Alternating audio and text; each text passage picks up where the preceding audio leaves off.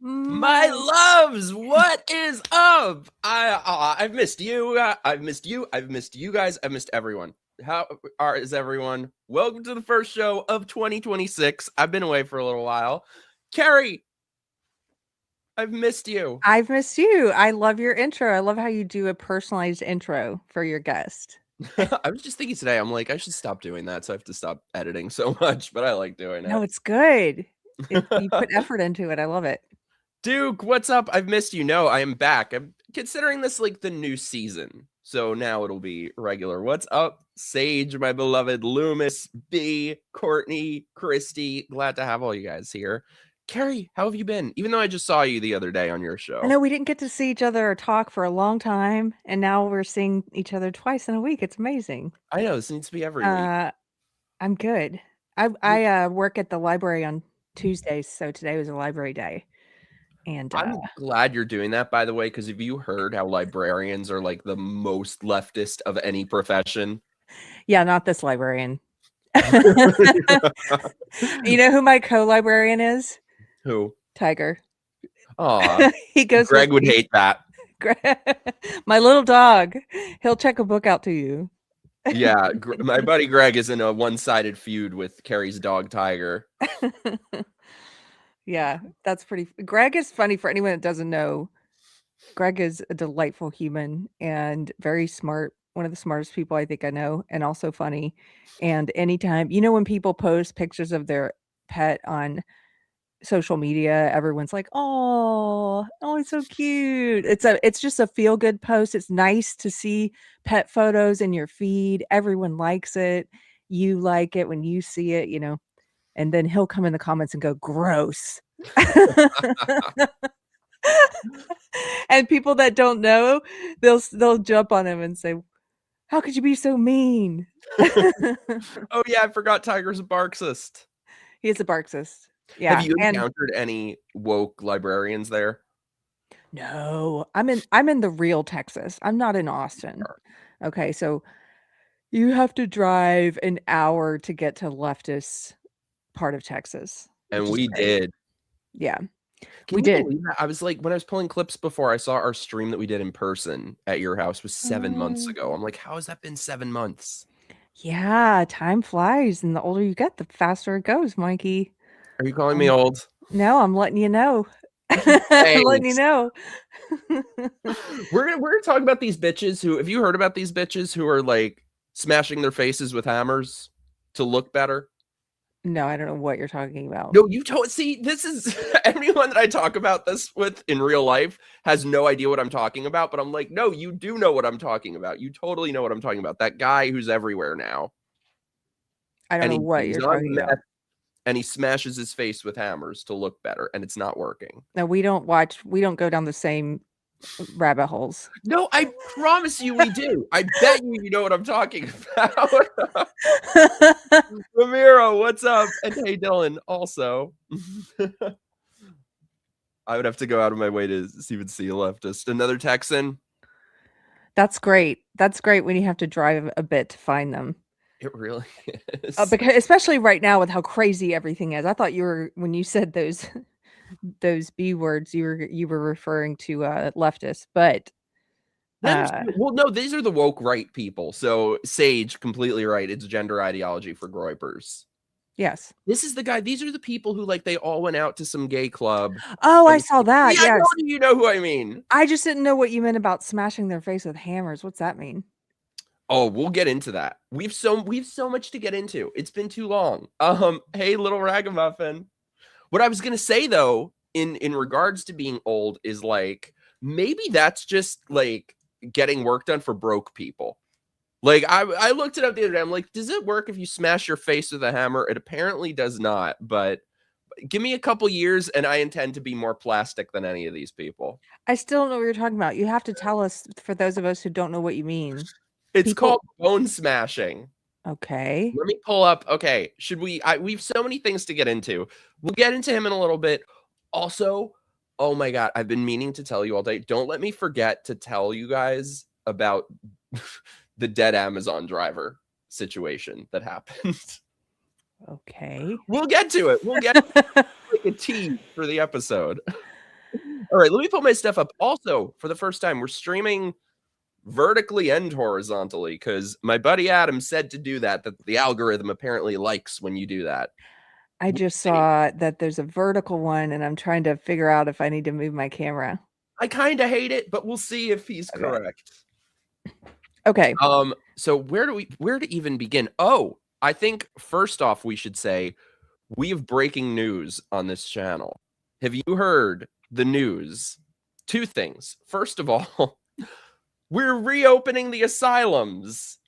No, for real? We are reopening the asylums. Maybe I'll like move into wait, let me look this up. Here, I'm pulling it up. Because I don't, are you talking about the mental health asylums? Yeah, we are reopening the asylums. Well, it's about time. This is great news. This is gonna like solve all our problems. Check it out. For bail, long tested. Signed an executive order to bring back mental institutions and insane asylums. We're gonna have to bring them back. Hate to build those suckers, but you got to get the people off the streets. The reason for We're reopening the asylums. Okay, I'll be happy when it happens. I mean, I like to hear what he's going to do. Let's do it. Yeah. Let's do it. Can we nominate the first enter? I nominate myself. To be what? To be in the asylum, because we never got the gay camps. So maybe, like, I can't meet my fellow gays in the gay camps. Maybe I'll meet my fellow crazy people in the asylum. Right. I thought Trump was supposed to round all of you guys up. I was kind of hoping for it, but what happened? Broken promises. Make asylums great again. We do have a mental health crisis in this country, and unfortunately, I don't think the people who are going into psychiatry are much better than the people they're treating. So, I mean, if you look at the psychiatric field, I mean, the APA is thoroughly overrun with woke. I don't know if you follow any of the very few conservative therapists and mental health experts on X, but they talk about how there's so few of them, and it's so easy to get reported if they don't say certain things if they don't validate certain leftist crazy things. Like they are basically supposed to now validate anything a patient tells them, self-diagnosis included, and not just about gender ideology and thinking they're trans or what have you, but also any kind of, like, if a patient comes in and you think that they have one diagnosis, but they want to have a different diagnosis, they are now told to validate that self-diagnosis. Isn't that crazy? All, how sick have things become that's a thing that we're even saying, the diagnosis that they want. Right. As if a diagnosis should even be like a desirable thing to people. Well, I think a lot of cluster B people when they go in, they want to be in this narcissistic, they want to talk to someone about all of their enemies and things, and they want some kind of diagnosis of depression or anxiety or something. But if the therapist is like, I think you have a personality disorder, and they're like, no, I have depression. I'm the victim here. I love this. They should start putting the autistics there so we can see how many people stop claiming that. That's hilarious. Overnight, it'll turn out everybody is not neurodivergent, BPD, OCD, ADHD. It's all about the initials now. Yeah. Customizable reality. Yeah, I think, well, so I'm sure you saw the whole thing with crazy people storming the church. Yeah, so I talked about it yesterday. And can I say something about it? Oh yeah, please. That's what I was going to start with. But I'm thinking like that would be a good place to start for who we're going to throw into the asylums. Yeah. That's what I was saying about it, by the way, yesterday. I was like, reopen the asylums. So maybe that's what led to this announcement. I have a lot of thoughts about it. I'll try to be concise. What we are watching is a leftist commie war on America, on God, like on Christians, on families. None of this has anything to do with ICE or immigration. You and I both know this. Just like when they did the BLM riots, none of that had anything to do with Black people or Black lives. Just like when they did all the violence in the streets during Trump's first inauguration in January of 2017, none of that had anything to do with Trump. Just like their stupid No Kings marches have nothing to do with Trump. Just like the pussy hat marches had nothing to do with women. Just like the pussies. pride parades Maybe have some of them nothing were to do with gay pussies. people. What? Maybe some of them were pussies, but the men in the pussy hats. Right, but it's never the issue. It's never the issue. It's always the same idiots out there. They change their Trojan horse each time. Oh, this time it's about black people. Oh, this time it's about immigration. Oh, this time it's about gay people. It's never about any of those things. This is a war on America. This is a war on God and on family. They want to destroy. They're destroyers. They want to destroy everything. If you read queer theory, if you read feminist theory, any of the academics who come up with these ridiculous ideas that trickle down to the street level, the TikTok level, they say explicitly they want to destroy all norms, all social norms. They view all norms as oppressive.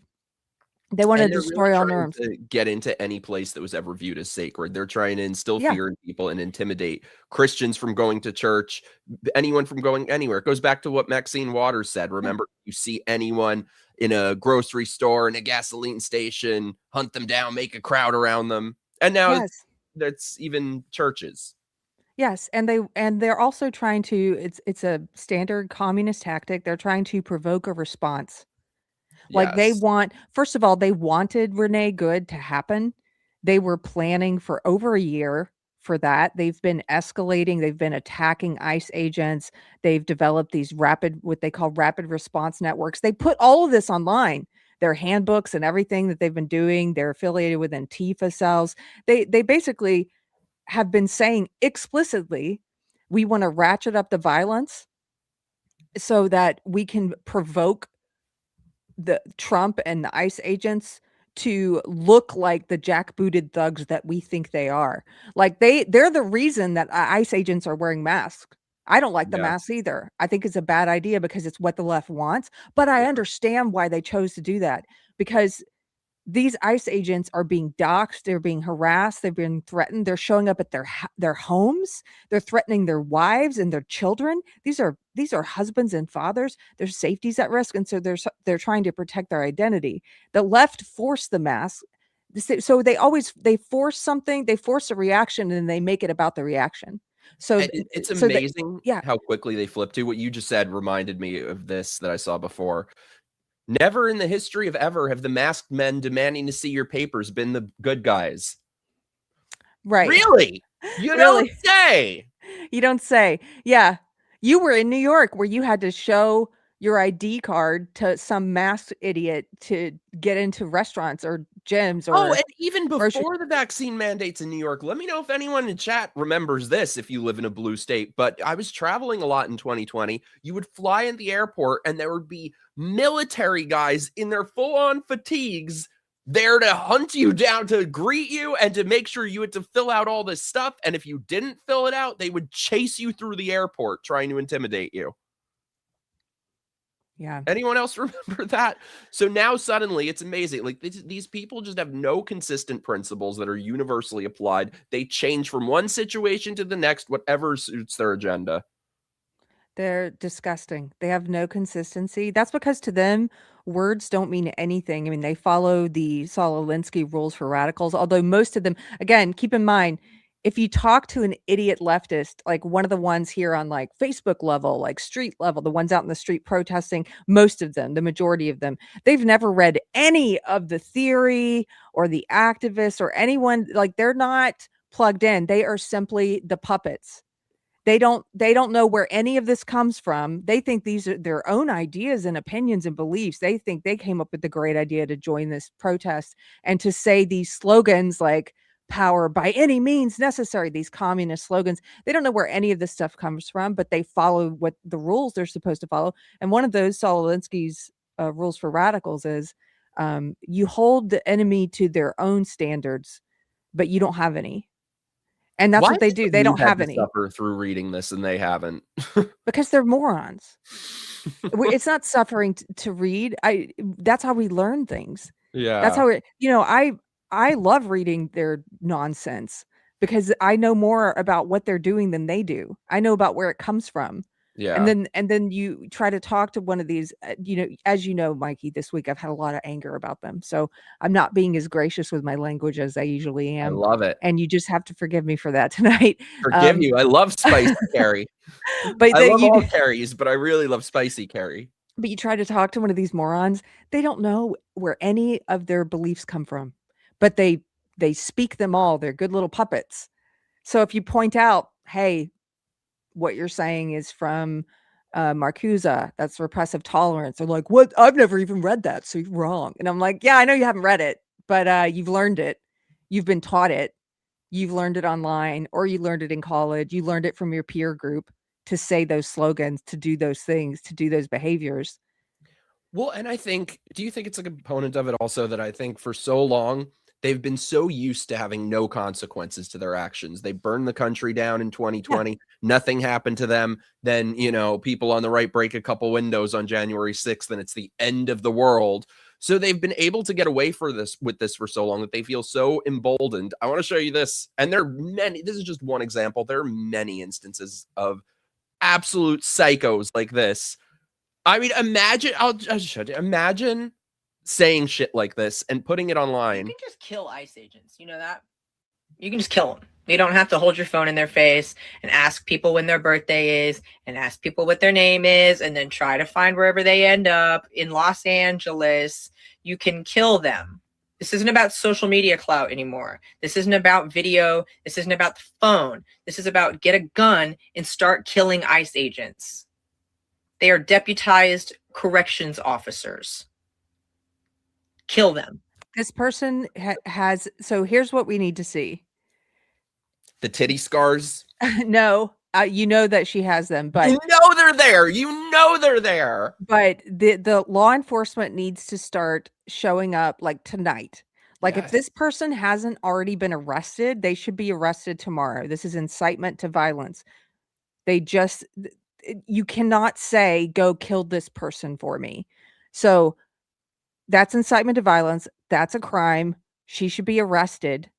And then if we open the asylums again, then maybe, instead of going to prison, she can worm her way into the asylum. But the point is, like, there have to be septum ring never lies. The septum ring gives it away at all times. Yeah. Ugh. These are miserable, unhappy ghouls, and they want to destroy everything and everyone. They want everyone to be equal to them in the rubble and in their misery. So were you the least bit surprised when you see that they've taken to churches now? No, not at all. This has always happened. Christians have always been persecuted. Yeah.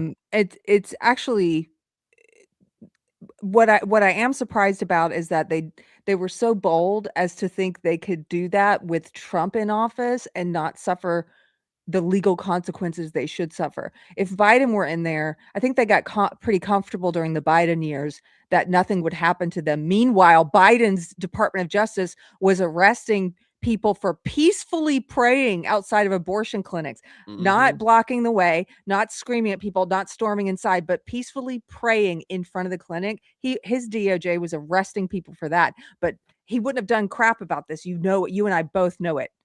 And now Trump's Assistant Attorney General, Harmeet Dillon, who I love. I love her. I've always loved her. She is a Sikh woman. She's not even Christian, but she knows the law. And she's like, this is a federal crime, what you just did. Excuse me. The religious services are protected gatherings. You cannot violate the First Amendment, all of our enforcement acts.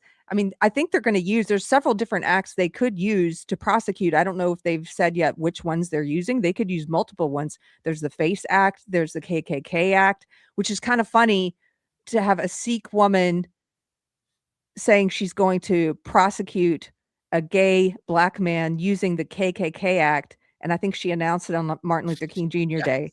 And I was like, God bless America. Well, that was the statute that they used to go after people praying outside abortion clinics, right? They did what? The FACE Act? Yes. Yeah. Yes, Or the and KKK act, one of them. oh, and I saw that it was the Face Act, and I thought this was so funny. I think it was Joel Berry who posted a picture of a church and a Planned Parenthood, and he said, "Isn't it interesting that the Face Act is used to protect conservatives in their place of worship, the church, and leftists in their place of worship, the abortion clinic?" The same act. So true. Sorry, they arrested a preacher in Florida during COVID lockdowns. To be fair, it was one of those mega church people who probably has a million other reasons to be behind bars. Keri, I'm very jealous, by the way, when I go on your show, you stream to Facebook also, which I need to start doing because you find like the hive of leftist Karens.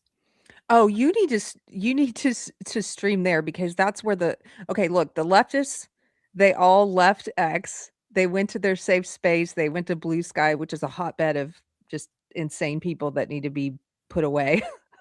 They went to Blue Sky. Blue Sky's boring because it's just them. Facebook I made is an account on there. I got banned within 2 minutes. Oh yeah, who wants to go to that cesspool anyway? But Facebook is great because it's a mix of everyone. It's still a place where you can find a lot of conservatives and a lot of leftists, and that makes it more interesting. It's actually more of like what the public square should be than any of the other platforms. X is predominantly conservatives now, Blue Sky is predominantly leftists, but Facebook you get both, and so I find it more interesting to post there, and you get more of a mixed reaction and mixed engagement and conversation. Not that most of the leftists want to have real conversation, but every once in a while, like maybe one out of 500 will want to have a real conversation. That's always interesting. We got You one know? though.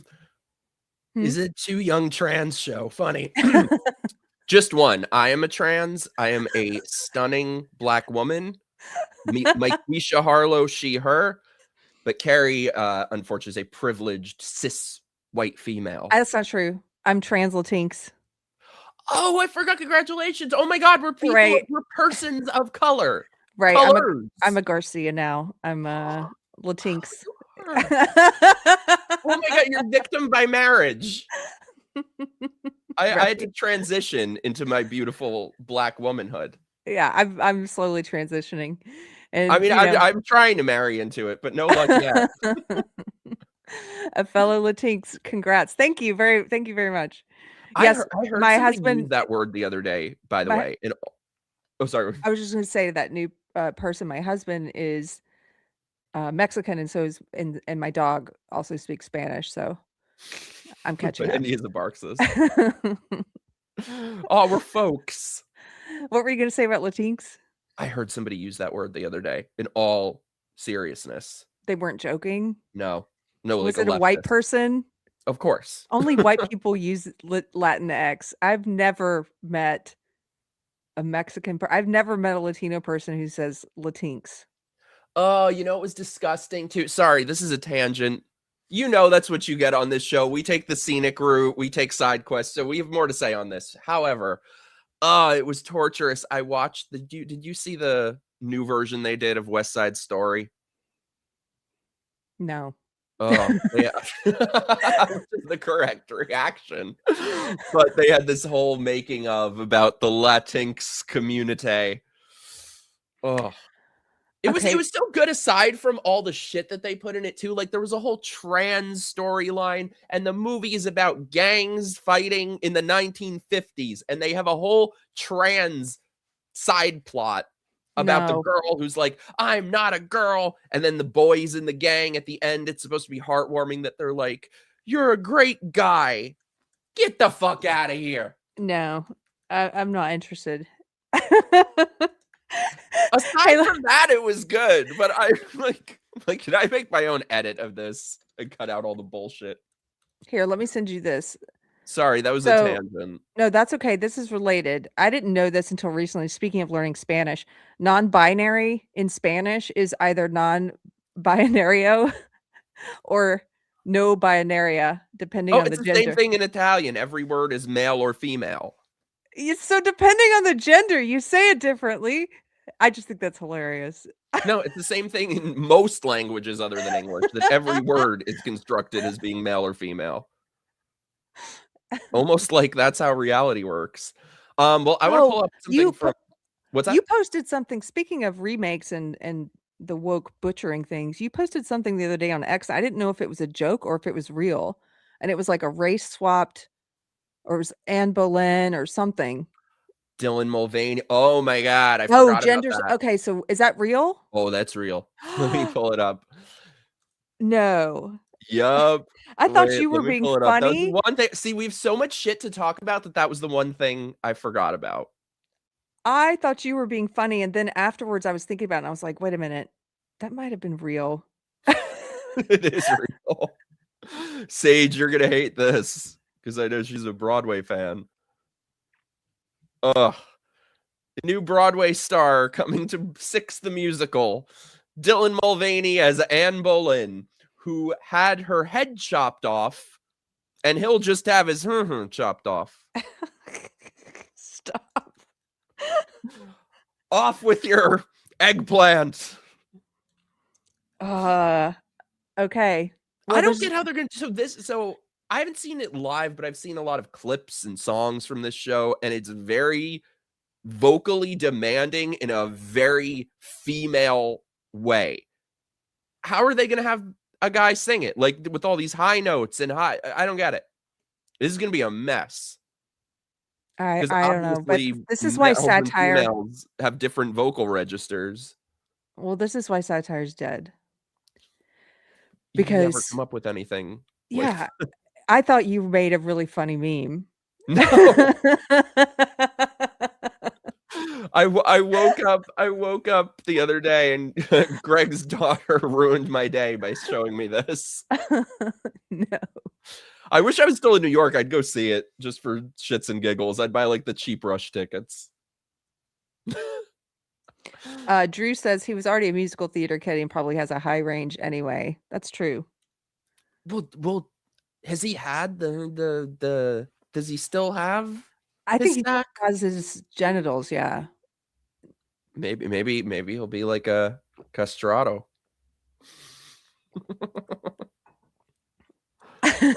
Moving on. He's never chopping the eggplant off, just like he's never going to take hormones or get that beard lasered off. He's ready to reverse the whole thing at a moment's notice. He had his face done though, and it looks terrible. I mean, I aspire to being that plastic, but still. I want to pull up something from the church. We've probably all seen the videos from inside, but I want to pull up. Did you see this lunatic screaming at people outside the church? Yeah, I think I know which one you're talking about. As they were, by the way, these parents were having to rush their terrified children outside and get them into vehicles. And these lunatics, these leftists, chased them outside and were still screaming at them. And did you see asshole Don Lemon saying, "Oh, that's a good thing"? He's like, "It's supposed to Yes. make you uncomfortable and traumatized."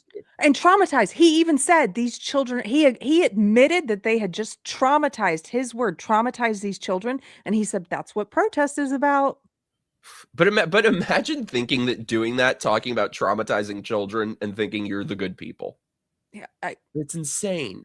everything they do. I mean, these are people who mutilate and sterilize kids, who cut their genitals off and think they're the good people. I mean, there's not very much that's like the lowest bar I think you can get to and think you're the good people, you know? I want to pull up this video. By the way, thank you guys for being here in the chat. If you feel so inclined, send in your super chats and help support the channel because we have a lot of fun things coming up. Or obviously, you probably already follow Keri on everything, but her links are below, and so are mine. Join my locals, my Patreon, all the stuff. While my slow ass computer pulls this up. This is so gross. How dare you fucking How dare you have a rainbow fucking umbrella, you Nazi bitch! How dare you try to steal that from our people! Fuck you, Steal that from our people! Your people stole it from, like, I don't know, Christians. God? Yeah, from Christians. We're actually, my husband and I are doing a Bible in a year study right now. So every night we read out loud the Bible from beginning to end. We're towards the end of Genesis now, but it's funny because we just read that whole part again, the part about Noah and the rainbow, and God sent that rainbow as a sign. The rainbow is a covenant. When you see it, it's the promise that God will, no matter how sinful and depraved and disgusting we get as a species, God will never again wipe out all of humankind with a flood. Like he will never flood the earth with water. That's what that rainbow I think reminds. he might need to reconsider that nowadays. You're like, you might need to reconsider. Like, who am I to tell God what to do? However, if I can put some suggestions into the comment box. Well, it's kind of interesting because once you think about that and what the rainbow has symbolized for, since the beginning of time to man, even if you're not a Christian, if you're not a believer, you have to admit, I mean, these stories that are in the Bible are the oldest stories, like the oldest allegories, even if you don't believe that they're divinely inspired. And so to take such an ancient symbol of God's promise to man, and then when you think about it that way and think about why the LGBT, the trans lobby took that symbol, and what are they using it to push now? They're using it to push degeneracy on children, like cutting kids' genitals off, cutting their breasts off, using puberty blockers on them. Say you're stealing it from our people. Yeah. Ugh, our people. Like you're the fucking, I don't know, Ethiopians or some shit. Yeah. God needs to take that one back. Yeah, I would want to ask God if he stands by that statement or would like to edit that part of his book.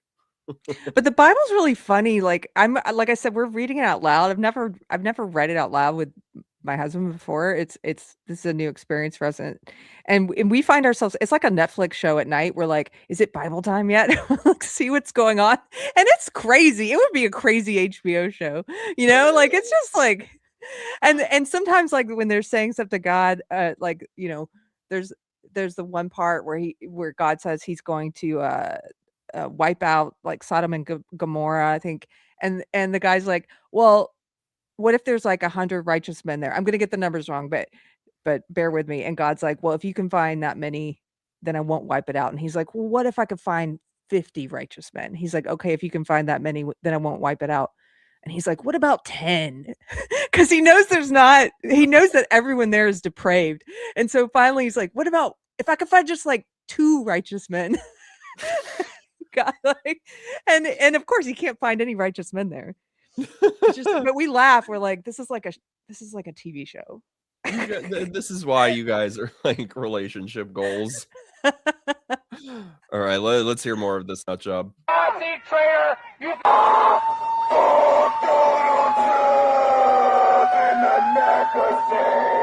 You indoctrinate these children so you can fucking rape them. Isn't that what it is, you fucking asshole?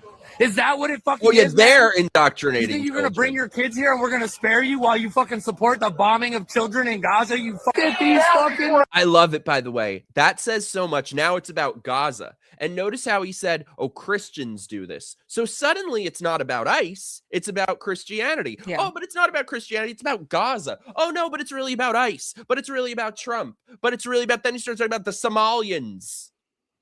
Yeah, it's exactly what you said. The issue is never the issue. These people don't even know what they're upset about.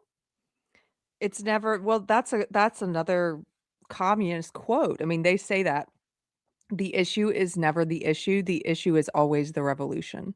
Mm-hmm. Oh my God. My beautiful Erica. I haven't seen you in a while. I've missed you. Thank you so much for the super chat. My 2 faves. Love you both very much. God bless you. God bless you. I've missed you. Where have you been? It's been too long. Thank you so much, Erica. Nazi little bitches. Goddamn, be smarter than your parents. Your parents are fucking Nazis. You're such a Nazi little bitch. What the fuck is wrong with you? Why do you think you can just destroy our nation? Why do you think you can bring back white supremacy? Why do you think you're better than everybody else? What the fuck is wrong with you assholes? We need to keep a tally of all the things that this is supposedly about. White supremacy, Somalia, ICE, Gaza. Christians. Oh, it's funny, you fucking Nazi piece of shit. What are you worshiping? The gays are laughing. That's good. You're fucking taking fucking whiskey shots with Hezgath. Be honest. Look at it. He laughed. He laughed because he knows it's true. You guys aren't fucking worshiping. Look at this bitch ass. You're worshiping. Look at this fucking little bitch ass little American pin. Look at this little bitch ass kid. Look at him. Is that a Yes. Yeah. is that a gay I spot? Move on, you punk ass bitch. You will be judged not by a god, but by a court of law, you fucking Nazi fuck. You can't tell me to stop. This is the sidewalk. This is the First Amendment. You are preventing my First Amendment rights.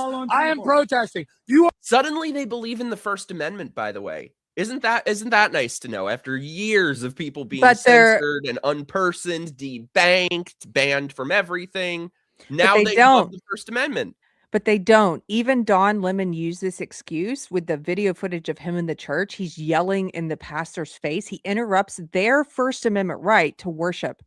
Again, the religious gatherings are a protected gathering in the United States. This is federal law. And he interrupted their First Amendment rights. He prevented their First Amendment right to gather and to practice their faith. And while he's doing it, he claims he's there because of the First Amendment. No, you're not. The First Amendment does not grant you a right to go into and interrupt a church service and prevent it from happening, which is what they did. It does not give you the right to go in and terrorize people in their place of worship, which is what they did. And you know, when the assistant attorney general said that they're going to be bringing charges against these people, suddenly he's doing the media rounds, Don Lemon, and saying, well, I was just a journalist there. I'm not one of them. You were one of them, sir. You were saying all of their slogans. You were forcing your microphone in the face of this pastor. You were not quietly observing. You were one of them. And he said, well, they're only giving me the most attention because I was the most famous person there. And oh my God. He said this. He also said that those people who were peacefully worshiping in their church, not all of whom were even white. The mother of the child, one of the iconic picture of the child who's terrified and crying, that's an Asian family. You know what I mean? But he said they're all white supremacists, Mikey. I don't know if you saw this. He said they're all white supremacists and that he's being targeted because he's gay and black. This is crybaby behavior. You are the aggressor, sir. You went into these people's church. You terrorized them. You traumatized their kids. In your own words, you traumatized their kids. And then you have the audacity to say, I'm the victim here because I'm gay and black. And you know what I mean? Like, rage that this man fills me with. Crybully. Oh yeah, he called Nicki Minaj a homophobe. Bitch, Nicki Minaj is a sister. Like she is an honorary homo. A sister, CISTER? Yeah. Oh my God, we should get hats that say that. Sister. She is an honorary gay, as is Trump. Oh, the rage that this man fills me with. Of course he would say that. Oh, I was the most famous person there. Have you seen this asshole? For months I've been seeing this all over, that for a while now he's been making videos where he'll just go up and bother people. Like people will just be driving their cars. He'll knock on the window, find some Trump supporter, knock on their window and stick a microphone in their face. And they're just trying to get to work. So maybe they're not like up to speed on how to debate every issue, but they're usually Trump supporters and maybe don't know how to articulate it as well. So he's trying to do a gotcha while they're driving their car to work. What an asshole. I haven't seen this guy now. Oh, I can't stand him. I don't know how this could get worse. You are preventing me from practicing my First Amendment rights. You are violating the Constitution. You little bitch ass. What's your fucking excuse? I'm not here. First of all, who says that to like elderly people? Your elder. Yeah, they have no respect. Everything. I am big on respect your elders. That shit pisses me off.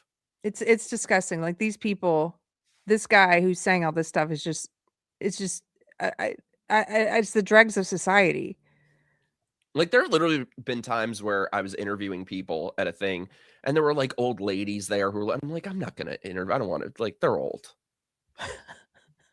You don't have to be that close. Look at this little bitch putting his hands on me. Little punk ass bitch. All right, what's your fucking excuse? Why do you fucking go to a church that preaches? No, we know. What about the nationalism? What about the Christian nationalism? What is it about? No, what is it about? What is it about, asshole? See, you won't defend yourself because you're a punk ass little bitch fucking Nazi. Fuck you, you fucking Nazi fucking piece of shit. Shame on you. You think you're fucking superior than people? You ain't shit, bitch. You ain't fucking shit. You ain't nothing but a fucking cowardly fucking traitor. Look at these spineless little bitches. The other thing is that this, honestly, this is not, even this outside of the church is not peaceful protesting. You know, and we've been so shell shocked by living through the woke left years, like the past 15 or 20 years of just crazy, violent leftism.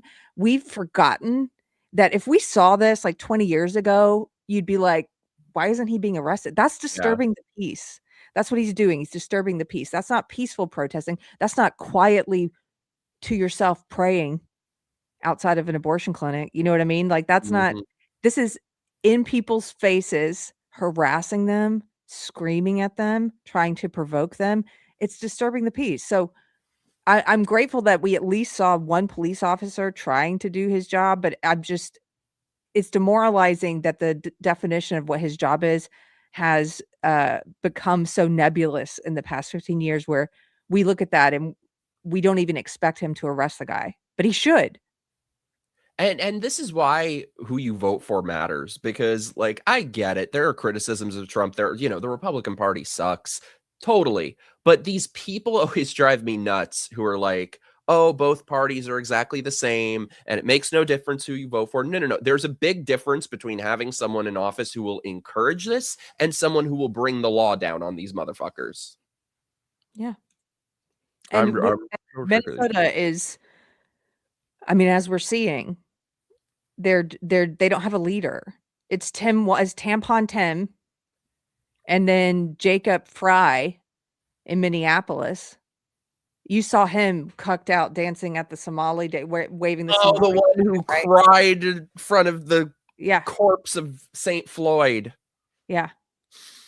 That's who they have. I can't with that guy. I love this, by the way. Erica said, Keri operates in wisdom. Mikey operates in joy. What a duo we have tonight. Oh, I like that. Thanks. I thought you were going to say Mikey operates in sass. What's that guy's name again? Jacob? Fry. Frey. That guy bugs me. The two of them bug me more than almost anyone. Did you see when he was trying to do the Somalian dancing on stage with the tribal people? Yes, and that's what I mean, like completely cucked. Like that video is so humiliating and it should be, but it's not to him because he's such a cuck. I cannot imagine that being the mayor of my city. And like where are the men at? Like where are the strong leaders at? Oh, I was looking for something else and this came up. Gross. The one I just was talking about. Yeah, there he is. He's dancing. First of all, I'm just very bothered in general by white people who think they're black and do shit like this. But they have so many illegal Somali immigrants in Minneapolis. With the Somalian flag. And he's waving the Somalian flag. By the way, Tim Walz, they just changed the flag. Did you know this? And they changed the Minnesota state flag to make it look like the Somali flag. They got rid of everything that's been on the traditional flag for hundreds of years. They got rid of it and turned it into this plain blue thing that's with a star on it that's reminiscent of this flag. It looks exactly like the Somalian flag. They're pandering. I was trying to find, have you seen the video of him? Because that's a funny thing. As much as these leftists want to pander to these people, they will still be hated anyway. Did you see from 2020 the video of him groveling to the BLM mob and them cursing him out, and he has to leave hanging his head? Yes, and I forgot that was him. Oh, play that again. I'm trying to find it. That is an all-time great video. Because that's the best part of it is these cucks, even when they grovel, like nobody respects you. Not even the toxic people that you're trying to impress or win the favor of. Those people who are trying to control you and best you and own you, even if you make yourself into a carpet in front of them and they walk all over you and wipe their dirty feet on you, they don't respect you for it. No, they'll hate you anyway. They hate Oh, I you think more. I found it. Oh, this needs to go in the cringe Hall of Fame. It needs to be inducted. Oh, here he is too, crying at Our Lady of Fentanyl's grave. I think it is up here. To take responsibility here. I take responsibility. Remember that video of the celebrities? I take responsibility. Oh my gosh. This guy has like a greatest hits of humiliation rituals. I forgot that this is all the same cuck. Like I saw the Somali thing. I forgot that he was this cuck, and I forgot he was the cuck that cried at the grave of George Floyd. He has the whole greatest hits. And it's also a pride one where he runs up and is like high-fiving. Like he's the cuck of all cucks. Hey Tim, what's up? I'm trying a new thing. So like, if you're on a phone, there's a horizontal stream, but if you're not, there's a different stream that's, I don't know. No, the phone is vertical. The other one is horizontal. That is what I meant. We'll see if it's, I don't know. It's supposed to do a thing. I've been coming to grips with my own brokenness in this situation, my own failures, my own shortcomings, and I know there needs to be deep-seated structural reform in terms of how the department operates. The systemically racist system needs to be revamped. The police union needs to be put in its place. We need to make sure that everything from the union contract to the way that the arbitration functions to the way that our officers and the culture in the department behaves, Jacob Fry, we have a yes or no question for you.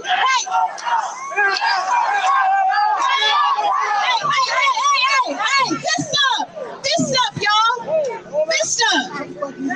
This up. Jacob Fry. This is exactly the meme of, remember that Game of Thrones meme of how white people see themselves with all the black people carrying them on a chariot? That's how he sees himself here. That's how he sees himself, but this is a struggle session is what it is. Mm-hmm. He has to say the right words. He has to say the right words or the crowd will eat him. You know what I mean? Like he has to perform for them what they want him to perform. He has to make himself a carpet for them to wipe their feet on. And then at the end of the day, they don't respect him for it. All right, we have a yes or no question for you. Yes or no, will you commit to defunding Minneapolis Police Department? What did I say? We don't want no more police. Is that clear? We don't want people with guns. Oh, they don't want. My mom always said, want in one hand and shit in the other. See which fills up first. And she's literally talking down to him. Yes. Literally she's like, are you gonna defund the police? And he starts to say, she's like, what did I say? We don't want no more. Like she's like telling him. Around in our community, shooting us down. You have an answer. It is a yes or a no. It is a yes or a no. Will you defund the Minneapolis Police Department? All right, be quiet, y'all. Be quiet, because it's important that we actually hear this. He's doing advanced arithmetic in his head. Oh, what am I supposed to say? What's the right answer? It's important that we hear this because if y'all don't know, he's up for re-election next year. If y'all don't know, he's up for re-election next year. And if he says no, guess what the fuck we gonna do next year?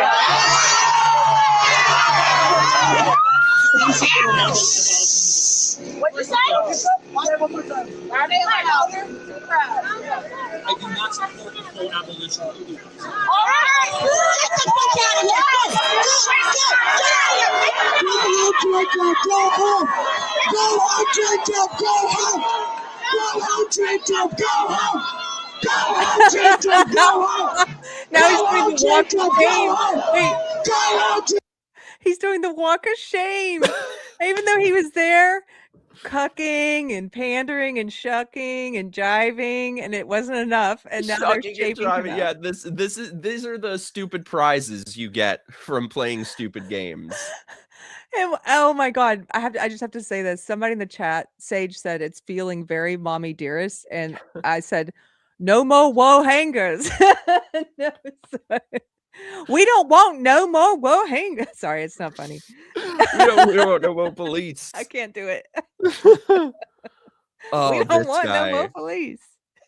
I guess he won re-election though, right? This loser. Well, they can boss him around. Clearly, get out of here. And people vote for him anyway. They vote for him because they can boss him around. Put that cuck back in there. And notice how he chose his words so carefully too. I don't want full abolition, just some of it. Just, you know, strip hundreds of millions away from their budget. Yeah, and they're like, that's not enough. Get out of here. Yeah. God, it must have been even more for them because I know New York stripped away like $100 million of the police budget. It must have been even more where he is. It's just Oh, Trump. and What do you think about everybody saying Trump needs to use the Insurrection Act and send in the troops to Minnesota, since Tim Walz has clearly said they're not going to follow the law. They're not going to cooperate with federal law enforcement. So what do you think? Is that, I mean, I know the left wants that. Yeah, exactly. Which whenever the left wants something, it kind of gives me pause. Mm-hmm. What do you think? I'm the same. I think we've reached a crisis where he probably should, but it's going to be playing right into their hands in one way. I mean, that's what they want. So I don't know. That's what I'm wondering too. I was going to ask you about how you feel about Don Lemon, him potentially getting arrested for this. I feel a little bit split on it. What about you? Not at all. I hope they throw the book at him. Like he said, he was bragging that he was the most famous one there. Well, being the most famous one there, you should get the brunt of the charges so everyone pays attention. Like he needs to do hard time. He'll enjoy it anyway, especially the showers. But there might be too many black people for him though. He likes that white D. That's true. But he needs I was joking there a bit, but I'm being serious. They need to throw the book at him, because if you don't, then you're sending a message that you can break the law, federal law, and get away with it if you're famous enough. They need to throw the book at him. It needs to work as a disincentive. Like if you do this, if you go into churches and terrify and traumatize people and terrorize them and act as a terrorist, there are going to be legal consequences for that. And so I don't. Kind of convinced me. I think you cannot let it go. No. What I was thinking with him in particular, I totally agree about the rest of them. And I think you persuaded me that it should be the case with him too. The only thing is they are going to turn this bitch into Rosa Parks. And it's going to be so insufferable that I'm just not sure I can handle what's about to happen if they arrest him. I mean, he is going to rake in millions and millions of dollars. He is going to act like he is friggin' Nelson Mandela. They're going to have marches in the street for Don Lemon. And I just don't think I can handle it. It's too insufferable for me. I can handle it. And you and I are going to dress as lemon heads and go to the protests and interview people. It'll be hilarious. Okay, we need to do that. Because the thing is, I don't have any qualm. There's not one part of him that I feel like I can see his point of view and he didn't mean to. No, this guy is guilty and he needs to go to jail. And there's no part of me that feels any respect. I don't have a shred of respect for this man. Respect is earned. It's not given to everyone equally. Otherwise, it means nothing. I have zero respect for this man. He doesn't deserve any respect. And so there's no way I'm going to refrain from mocking him during his protests. And who cares if he does his GoFundMe? Let him drain the pockets of leftists. Let him drain the pockets of leftists to throw at his defense. Do you know what I mean? Okay, that'll be less money they can convince me. You know, it changed my mind. You changed my mind. Good. Because I was thinking the last day or two, I'm like, oh, I don't know if they should arrest him. It's going to be so insufferable. But no, I think you're right. They only have, like, I saw one of my leftist, well-to-do Los Angeles white leftist lady friends on Facebook today complaining that her net worth has gone down under the Trump administration, which is hilarious because it's not like he's been in office long enough yet for you to really see Right. any impact. But okay, let's assume that that's real. Aren't you happy about that? Aren't you the one saying tax the rich all the time? And now you're like, oh, I'm the rich and I'm suffering. So those kind of women, though, I think about them and like what they give money to. And so think about it this way. If Don Lemon is raising a lot of money and pretending he's the next Rosa Parks, and let's say she gives her spending budget that month that she would normally give maybe to a Democrat's campaign, instead gives it to Don Lemon's defense fund. That's a good point. Then she's not spending it on the Democrats. Great. That's a good point. God, why are we not electing you? Would you ever run for something? You're the one person that I feel like should. I might. You know what? I've never wanted to do anything like that political, but on a local level, community wide, I might be open to it depending. I'm learning more about the local stuff here. And I mean really local. I don't mean like state level or anything. I mean really very local in your community. We'll You'd be see. so good at it. It'd be fun. I could be the town Karen. Because I have a lot of opinions about aesthetic. You know me, I'm like, I have a lot of opinions about aesthetics and architecture and the way things are built. Like when we saw that, did you watch that video with me of the white supremacists who made their own town in like Arkansas or somewhere? And they built oh no, maybe I watched that with Mr. Chris. So it was that documentary that a lot of people were freaking out about a few months ago. And it's these morons, these woke right morons. They started this whites only community in Arkansas, which, more power to them, whatever. There's also black only towns and things like that. But so they started this town and they're like bragging about it. And they bring the camera crews in to look at what they're doing. And these are bad people, by the way. Like, it's not just because of their ideology. It's also they're pretending that they have this trad lifestyle. But the leader of the camp and his ex-wife were doing like online video porn up until like last year. Like they're not the woke right people. Yeah, they're not the people they pretend to be. Just like the Grapers, they're not the people they pretend to be. Anyway, so all of this to say, my biggest initial complaint at watching the white people only town footage was how shitty the architecture looked. And I was like, aren't we supposed to be supremacists here? Like, shouldn't we have the best looking homes with the best? If you're going to do a whites only town and you're a white supremacist and you're like, we do the best of everything, then why are you doing these prefab homes that nobody's going to want to live in 50 years? You need to build something that lasts, that's beautiful, that's, do craftsmanship like they used to do in the old days. I kind of don't hate the idea, though. Like, let all the white supremacists make their own place. Let all the black supremacists make their own place, and they can all fuck off. Yeah, legally, leave the rest of us in peace. Legally, they should be able to do that if they want to. Great. They bought all the land, and they're like selling the land to people that they want to sell it to, who happen to be white and of their ideology. Fine. The all black town was doing the same thing. You should legally be able to do that. Sure. These people can all have each other. Yeah. Sorry. I it's kind of this is what I wanted to show you. So yeah, speaking of Don Lemon, do you remember? I'd never seen this clip before. Maybe I did and blocked it out. Do you remember this case years ago where there were these BLM people that like kidnapped this disabled white kid and tortured him and murdered him? And it was horrible. This is what Don Lemon had to say about it.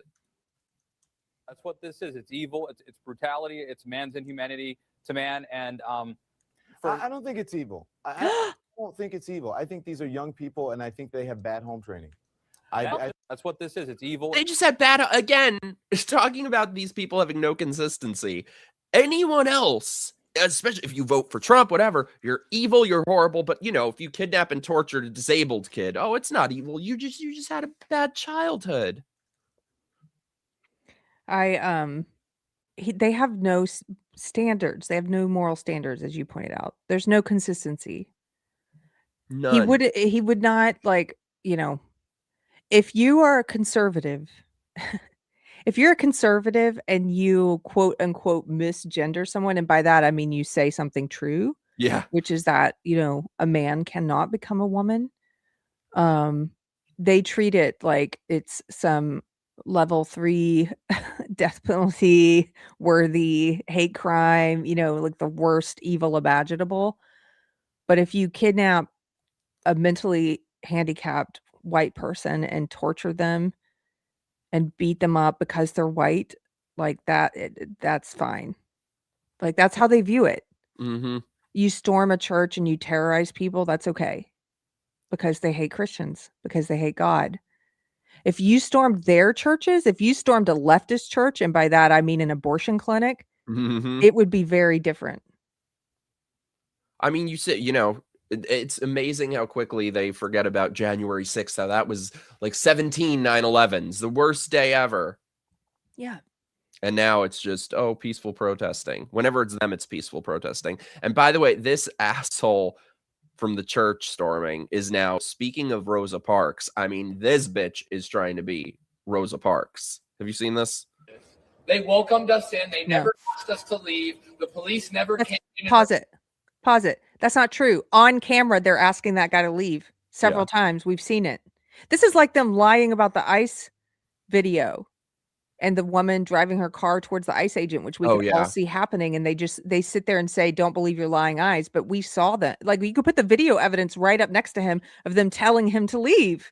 And he's saying they never told us to leave.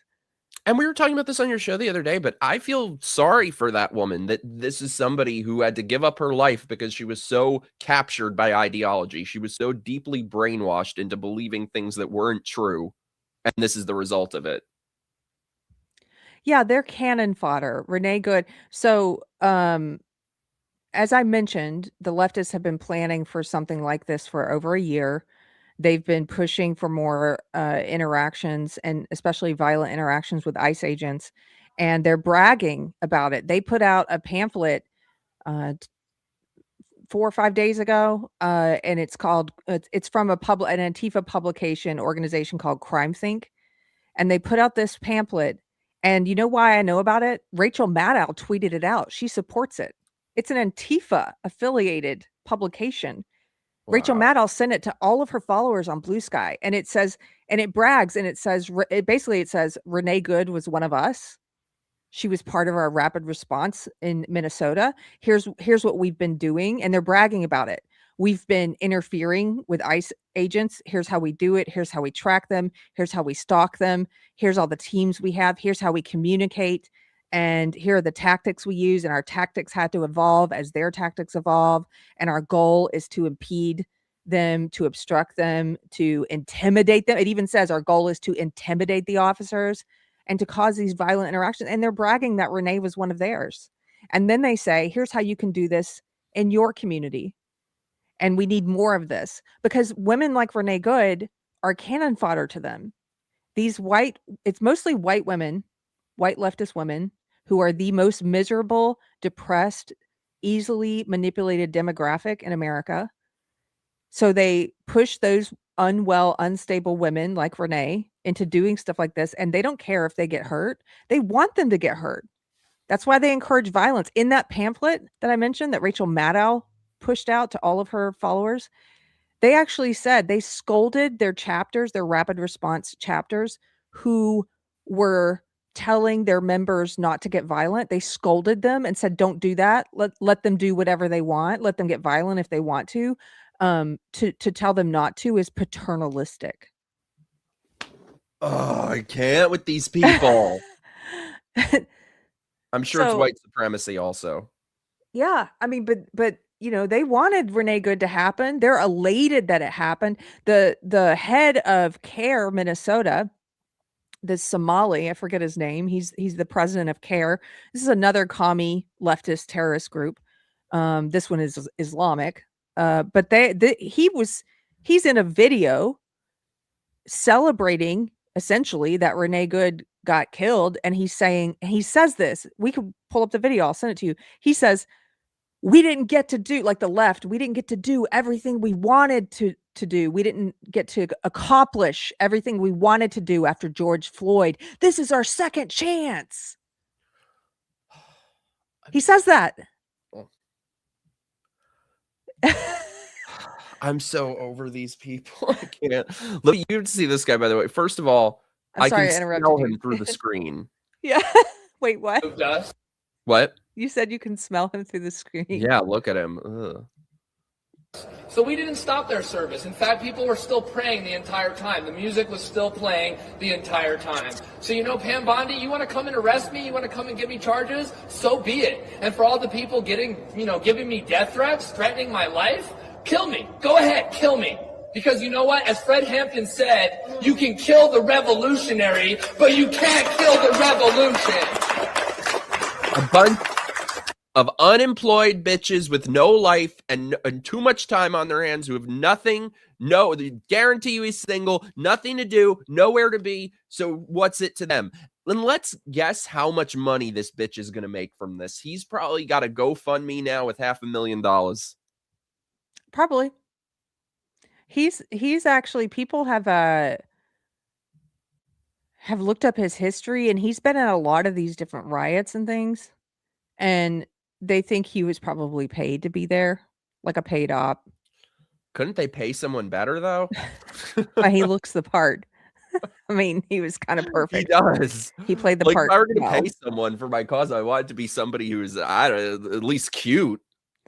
The goal is to get conservatives to react and overreact. Like they're trying to provoke a response. And that's why I said I actually do think the book of the law needs to be thrown at them, and we need to use the law to get justice for what they did in that church and to make an example. Because if you don't, they're going to keep doing this in more churches until somebody in one of these churches shoots them. And that's what they want to happen. They want to say, look at this churchgoer who shot us, and we need to use the law to prosecute this. And that's why we have to throw the book at Don Lemon and that bearded guy. Like, these protesters can make up to $150,000 a year. Sign me up. Everything I said, I take it back. I want to be a leftist protester.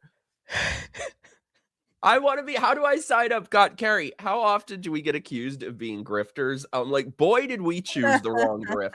Like, how do I switch? Wrong. Hashtag walk back. That's what I'm going to start. I'm walking back for $150,000 a year. Walking back, you'll be taking your Escalade back. You'll be taking your limousine back. I cannot be bought for cheap. For cheap. Well, this is like all the people accusing me of being paid by Israel. That until this leftist craziness started in the streets the past few weeks, the last 3 months of 2025, most of the hate mail I was getting those 3 months was not from leftists. It was from the woke right and Candace Owens' crazy cultists. And all of that hate mail was like a lot of death threats too, and all of that hate mail was like, they were like, you are a traitor to your own white race, and you're married to a Mexican, and you're a Zionist Jew, and all this stuff. And they all would accuse me. I probably had 1,000 different people accuse me of getting paid by the Jews, and I'm like, really? Do you think, first of all, they would choose me? Thank you, but I took that from you. I finally got accused of that for the first time. You did? And I'm like, how? How do I sign up? I'll take their money. Listen. Any Jews, find a Jew and ask them. Right.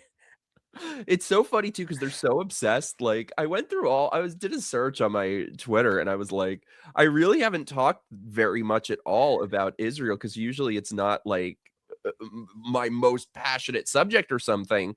So I made like 1 or 2 posts about it, like pointing out all the lies of that people come up with who are, on the Hamas side. And immediately, from like the 2 times that I said anything, I'm immediately being paid by Jews.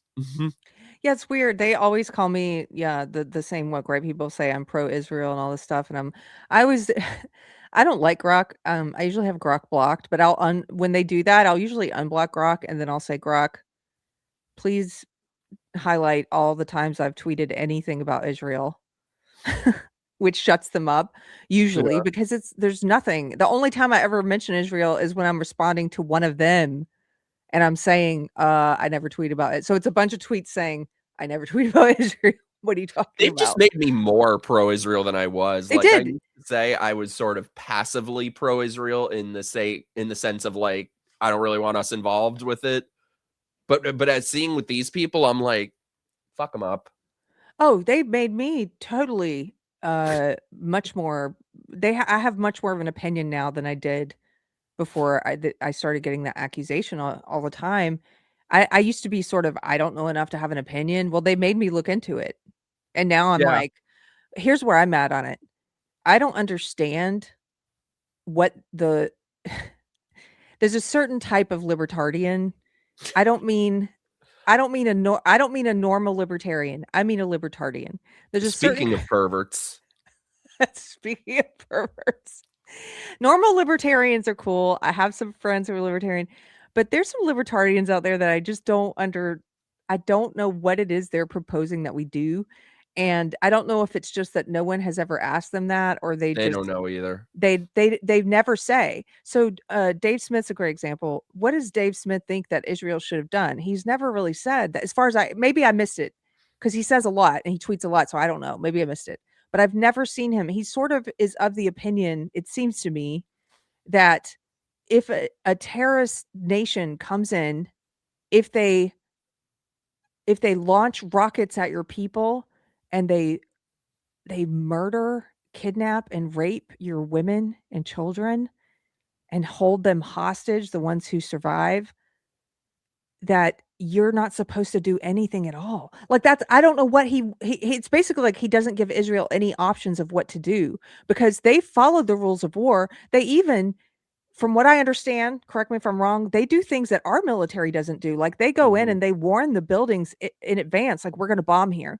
They go door to door knocking. They let people know we're going to be bombing here. If there's any civilians, you need to leave. Who does that? Who tells people in advance? And the reason they're having to bomb those buildings is because their enemy, the ones who started this war with them, who launched this attack on October 7th, they don't abide by the rules of war. They will kill and rape civilians, women and kids, and they will hide their military in hospitals and in civilians' homes on purpose because they use their own people as cannon fodder.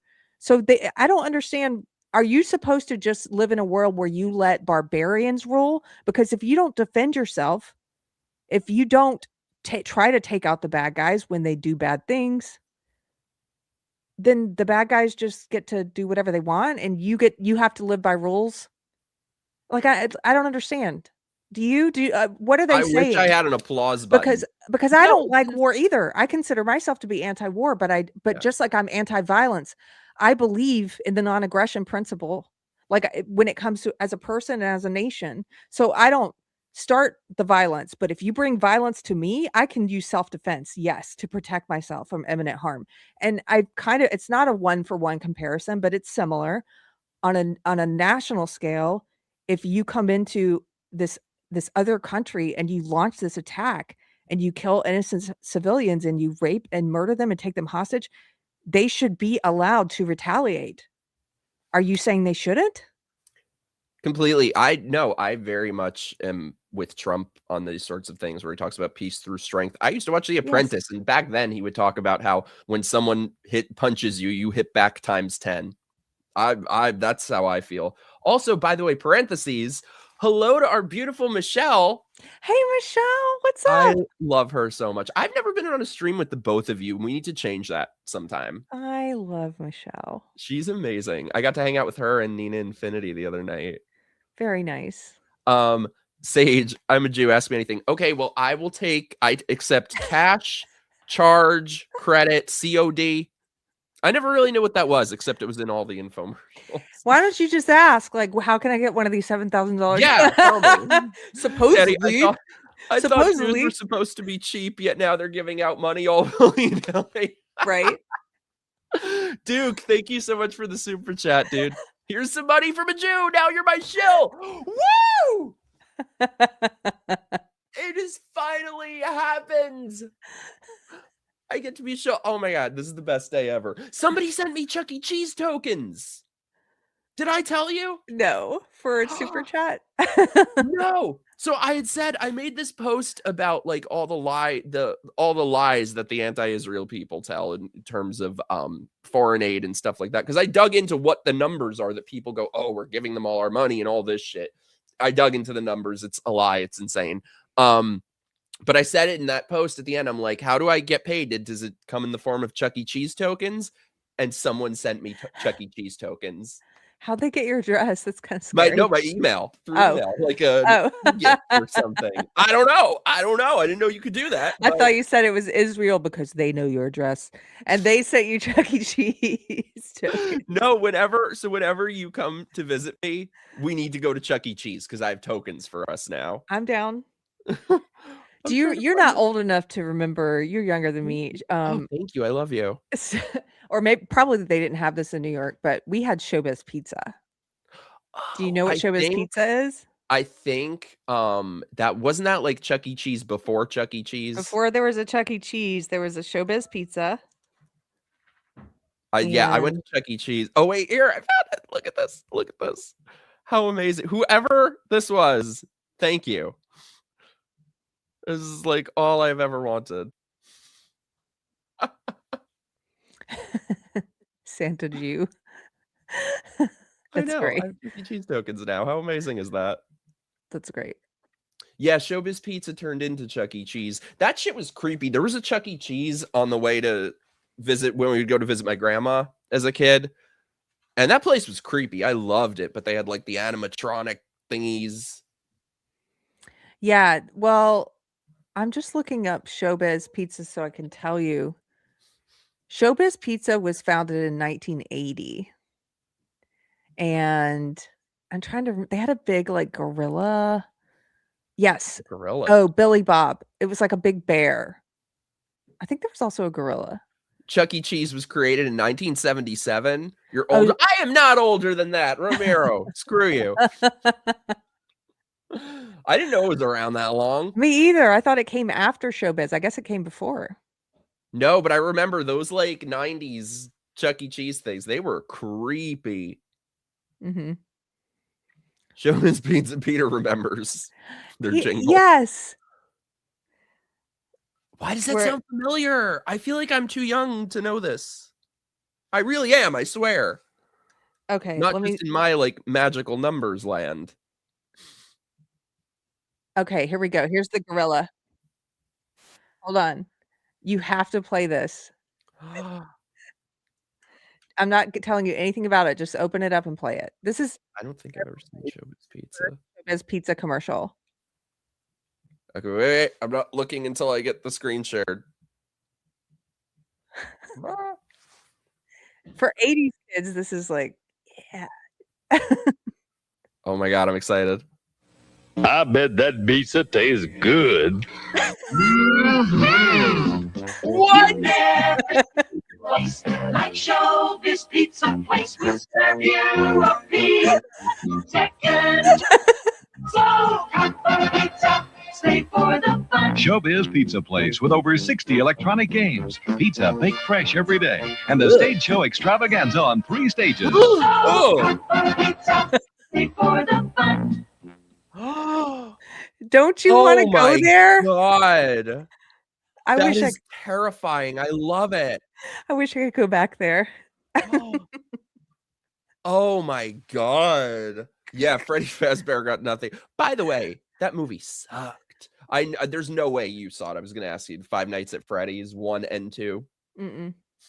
It's horrible. No, see, that's what I was saying though when I was talking about the Five Nights at Freddy's movies. Is I don't understand how they have this setting of like a creepy haunted Chuck E. Cheese kind of place and evil animatronics.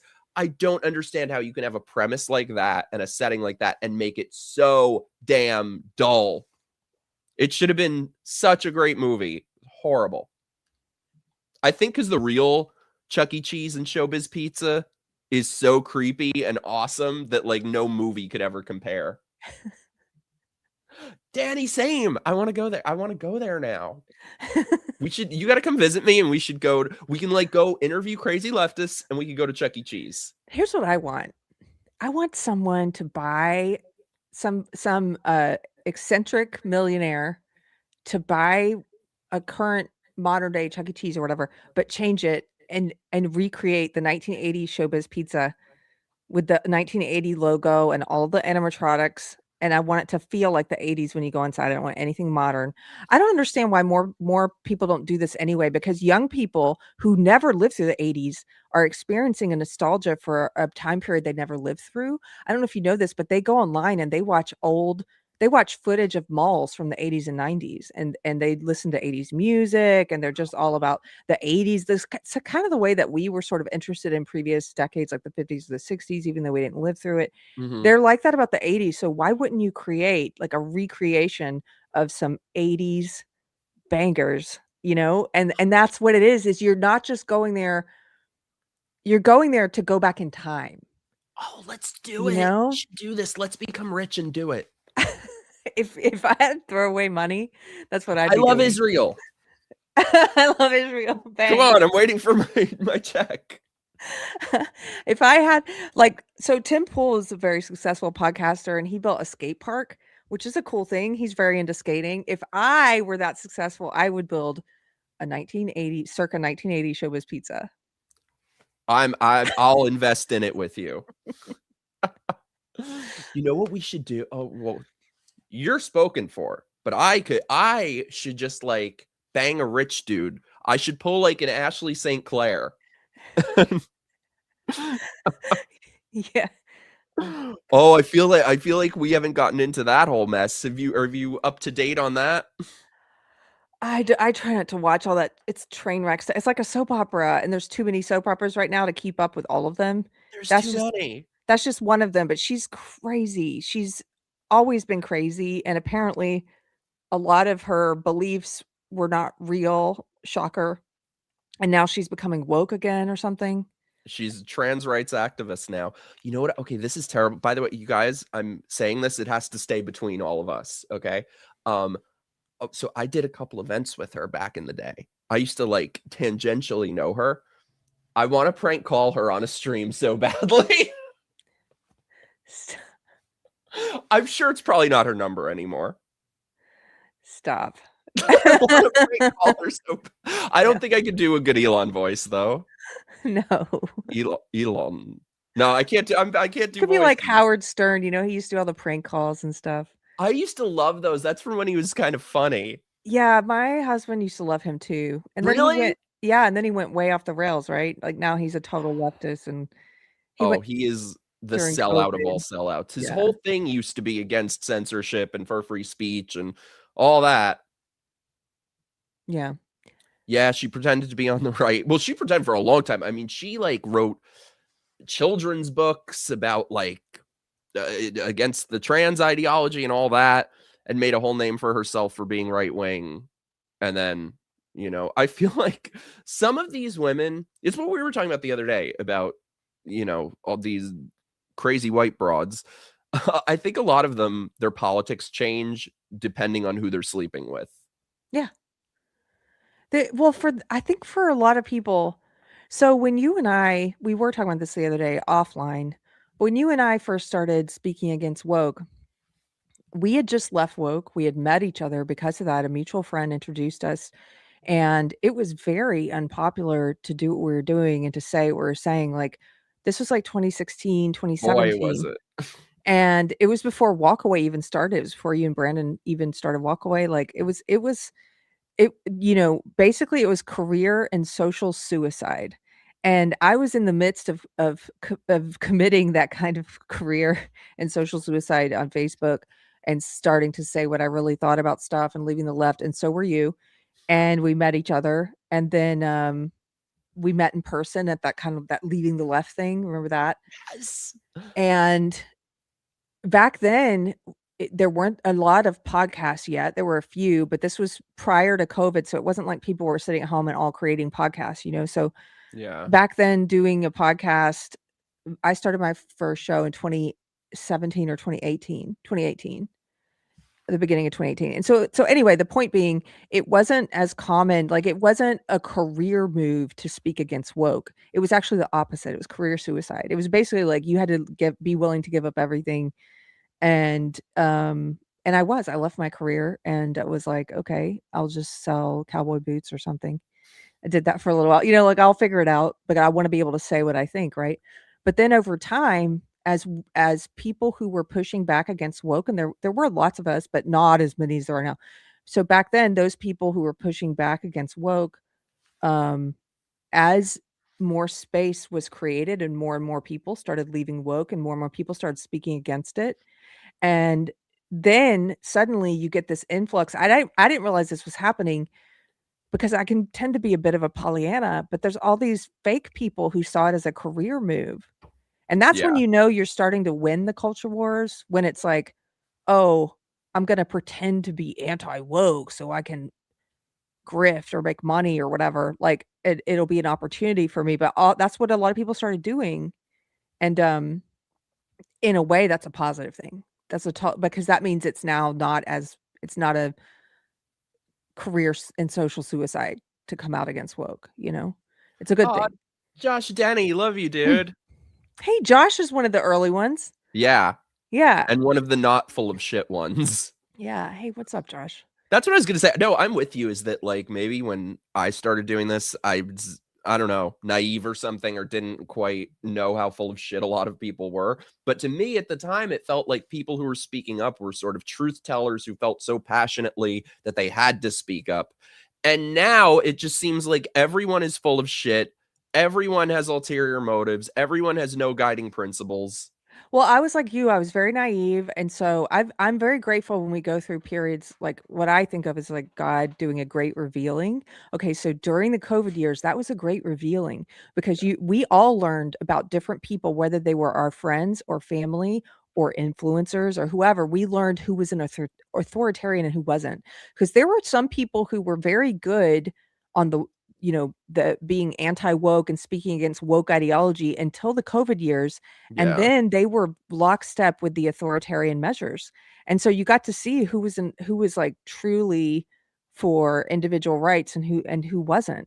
And so that was a great revealing. And then this woke rights stuff that started this past year, all of a sudden, I view that as another great revealing. Like the mask has been pulled off of people like Candace Owens, Tucker Carlson, like obviously it's been off of Nick Fuentes for a while, but there's a lot of people who now I used to listen to. Megyn Kelly, I'm not going to ever give the time of day again. And so disappointment. Yeah. And I'm glad for that. I'm glad that I know that now. So sometimes it's the most chaotic times when you start to learn more about people. But you and I were talking about this because we were like, we used to be so naive and trusting, and nobody would do this unless they really felt strongly about it, right? Yeah. And they're real opinions.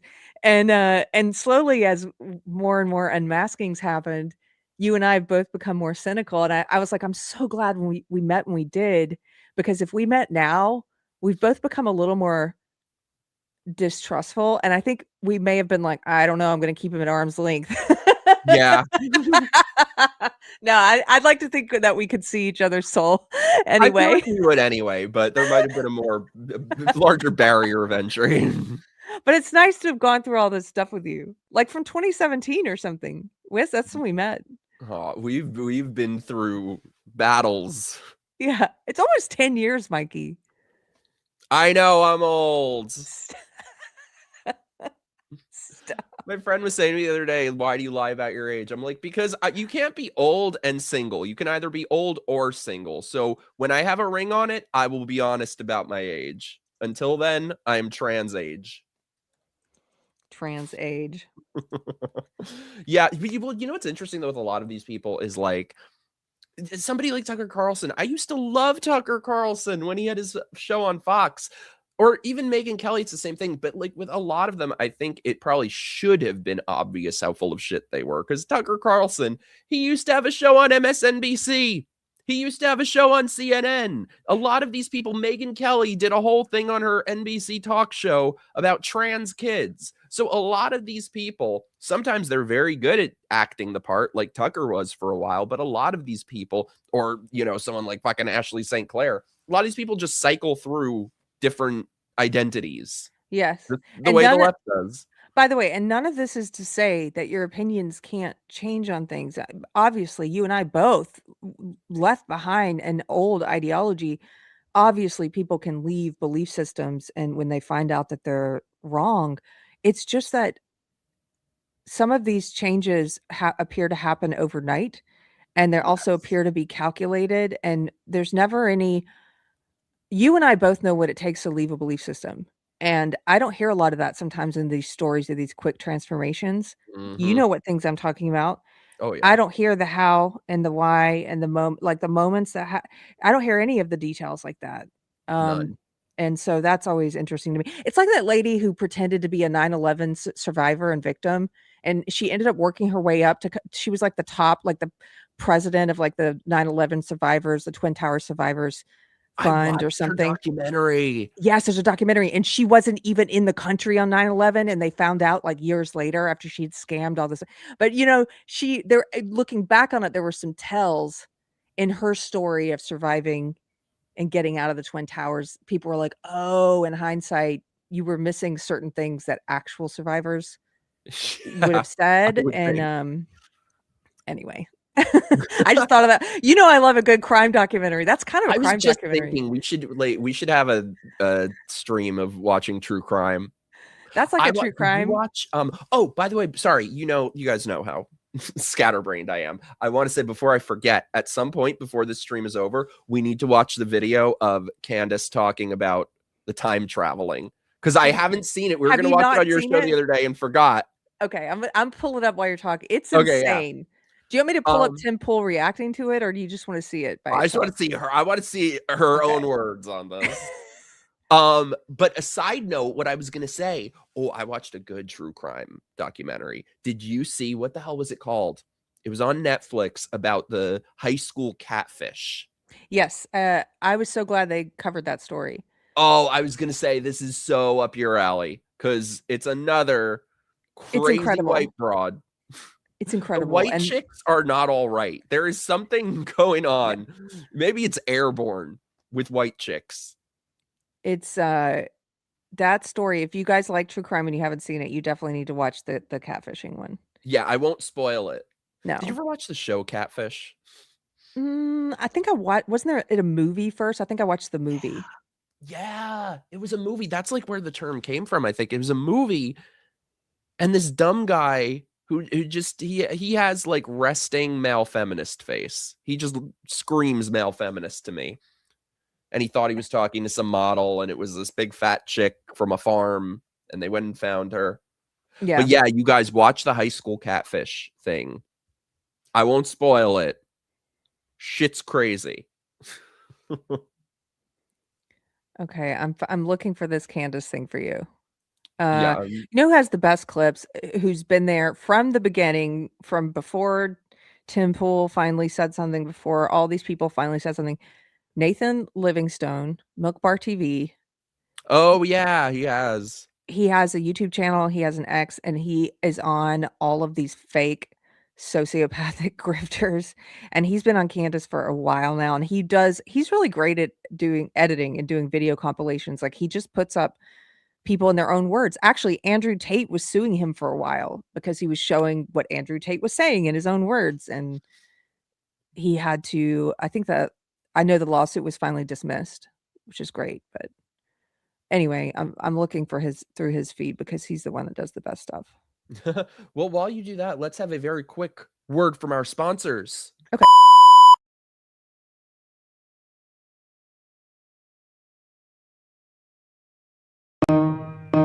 It's time for my grifting. Give me all your money. Don't just be a drifter. Help me be a grifter. Fuck you, pay me. So if you like the channel, help support the channel, send in your super chats, join my locals, join my Patreon. We will be doing, Duke, I'm sorry, Duke, I know, I can hear your thoughts. It has been very delayed, but we are doing movie night this week. We do lots of fun stuff. I promise. It's been a very delayed movie night. I'm aware. I'm sorry for that. But help support the channel. Keep our lights on over here in the YouTube world. You know what I was thinking would be a fun thing to do, by the way? I've been so obsessed with this show lately. I'm doing a rewatch. Keri, have you ever watched Tales from the Crypt? Yes, of course.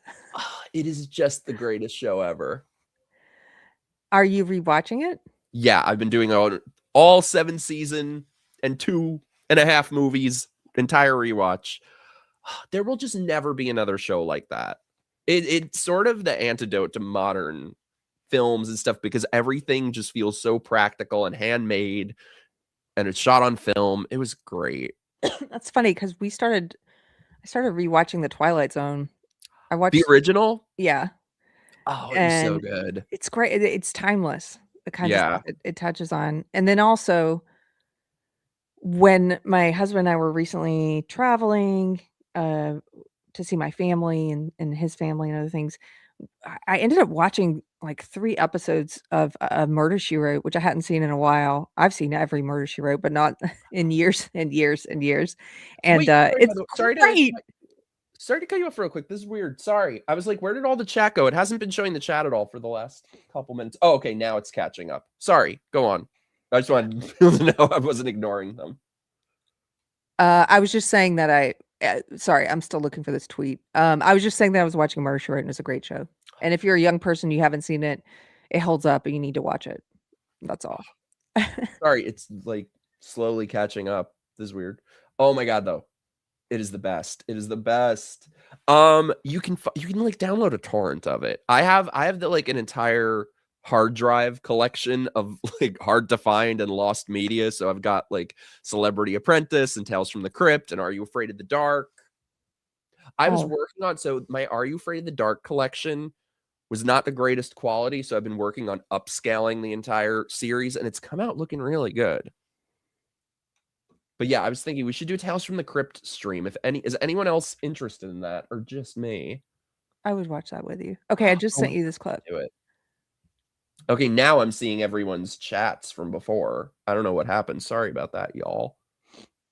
Yeah, Milk Bar TV is great and like a solid dude and someone who, I mean, the exact opposite of a grifter. Do you know what I mean? Like he does it because he loves it. He loves editing these clips. He loves exposing deceitful people and just showing people for who they are in their own words. And I really like that dude.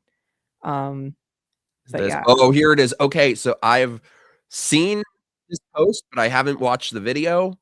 So I'm going in blind. We'll see. We'll see. Don't tell me because spoilers, but like I can't imagine she says what it says that she says. That was a very convoluted sentence. Okay, wait. I'm screen sharing. Candace Owens is now pushing that Charlie Kirk was a time traveler. There's no way. There's no way. Okay, we'll see. We'll see. I know the broad is nuts, but is she that nuts? Why did Charlie think he was a time traveler? He said, as I showed you in earlier messages, that he was a time traveler and he had to find me. Is that just something people are saying to their homies in town? What? Oh, she's done this on 3 or 4 episodes now. She's really tripling down on this, that he was a time traveler. Keep going. It's not just that. What? It's not just that. You got to keep going. And again, not anything that I would have placed so much emphasis on back when he was saying it, but it came to fruition. The other parts, he did die young.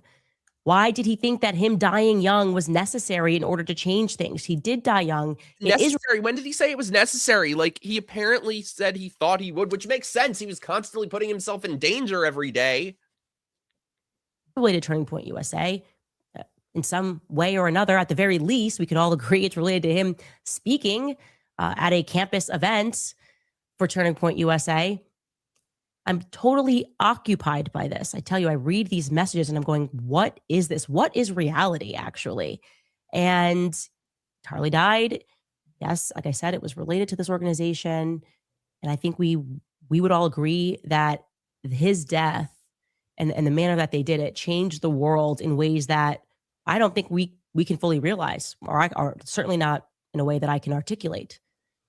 You just cannot pretend that all of this is one big unhappy coincidence. It's entirely plausible, I think, that they knew something about Charlie And that's why they had him marked and had him monitored and had him likely followed since he was young. And maybe they thought, like the agents think, that if they swarmed him and they stayed with him and they pretended to be his friend, that ultimately they could control Charlie and perhaps change an outcome. They could literally change an outcome related to Charlie. So when for the first time in his life, because I do believe he was managed, I mean, I've already said I was handled. I didn't recognize that I had agents.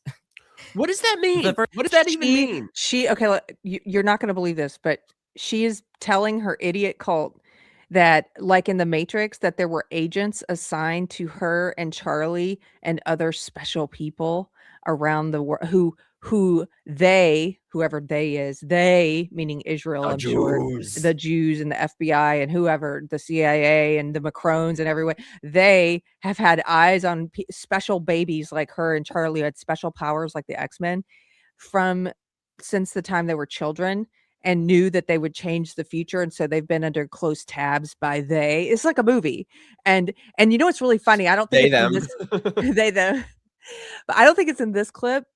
But there's another clip that's so funny because she reminds me so much of this other narcissist, where she has to explain. She's trying to say that Charlie went to a special school for gifted kids. From what I understand, he didn't. He went to a regular high school. I went to a special school for gifted kids. I didn't have agents and handlers. I did. Maybe you do. Maybe that's what somebody with agents and handlers would say, Keri. But she has to. So her little midwit narcissist brain is probably turning on its little hamster wheel, and she's like, "How do I explain to my audience that I didn't go to a special school?" And so she tells this elaborate story in another clip where she's like, "You know what's funny, guys?" And she's like, they wanted me to go to a special school for gifted kids. I took they brought my mom in and said that I was exceptionally smart and gifted, and they wanted me to go to one of these schools so they could monitor me and control me. And I was smart enough at that young age to pretend to be stupid so I wouldn't have to go to the smart gifted kids school. Like that, she really says that. She's basically like, I'm gifted, but I pretended to be dumb, and therefore that's why I didn't go to a gifted school. Bitch was busy suing people for racial discrimination and holding press conferences with the NAACP. That's what she was doing in high school. Right. I didn't get invited to any gifted, please. I almost got sent to the fuck up school. I was like cutting class, smoking a cigarette with a switchblade in the parking lot. That was me in high school. I wasn't getting sent to no gifted school.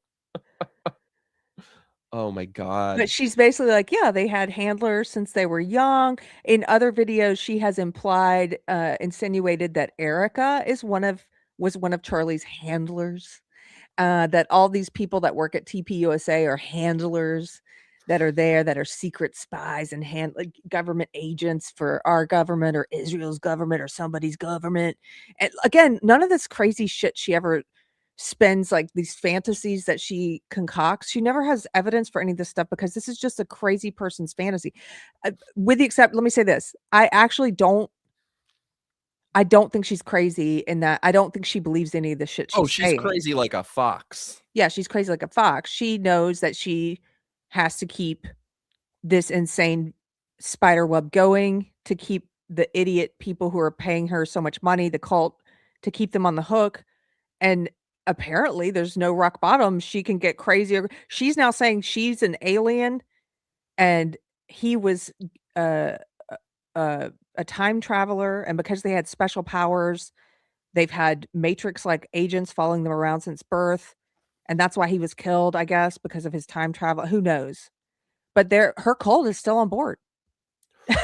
I don't know about you, but I personally have less people in my comments screaming, defending her than I did a couple months ago. So maybe her cult is dwindling a bit.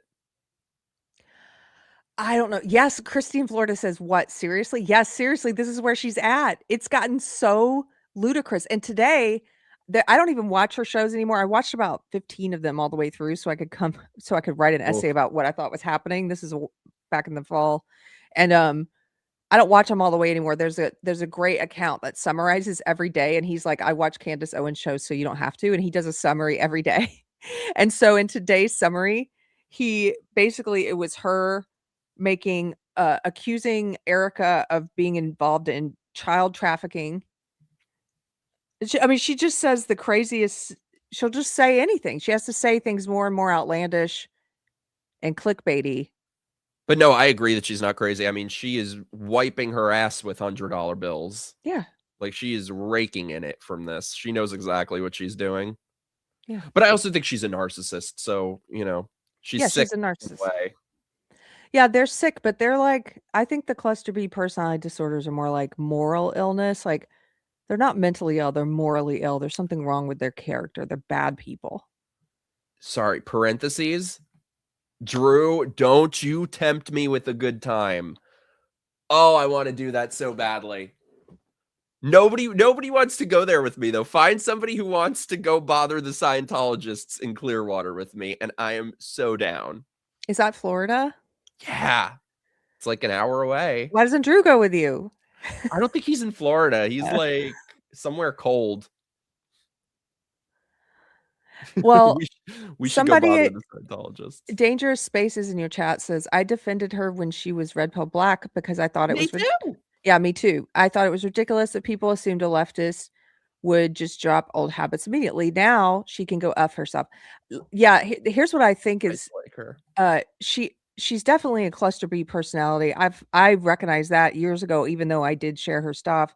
I thought I was naive. Like we said, we were naive back then. I naively thought, maybe 3 or 4 years ago, I thought that some narcissists could use their powers for good. Oh boy. Like I thought, well, she's using all of her narcissism for good. Well, no, it's never for good. It's never. In the end, it always bites you in the bum. And so it wasn't for good. But I think that some people have speculated, is she being paid to split the right and to distract the right and to make the right crazy? I don't know if she's being paid or not.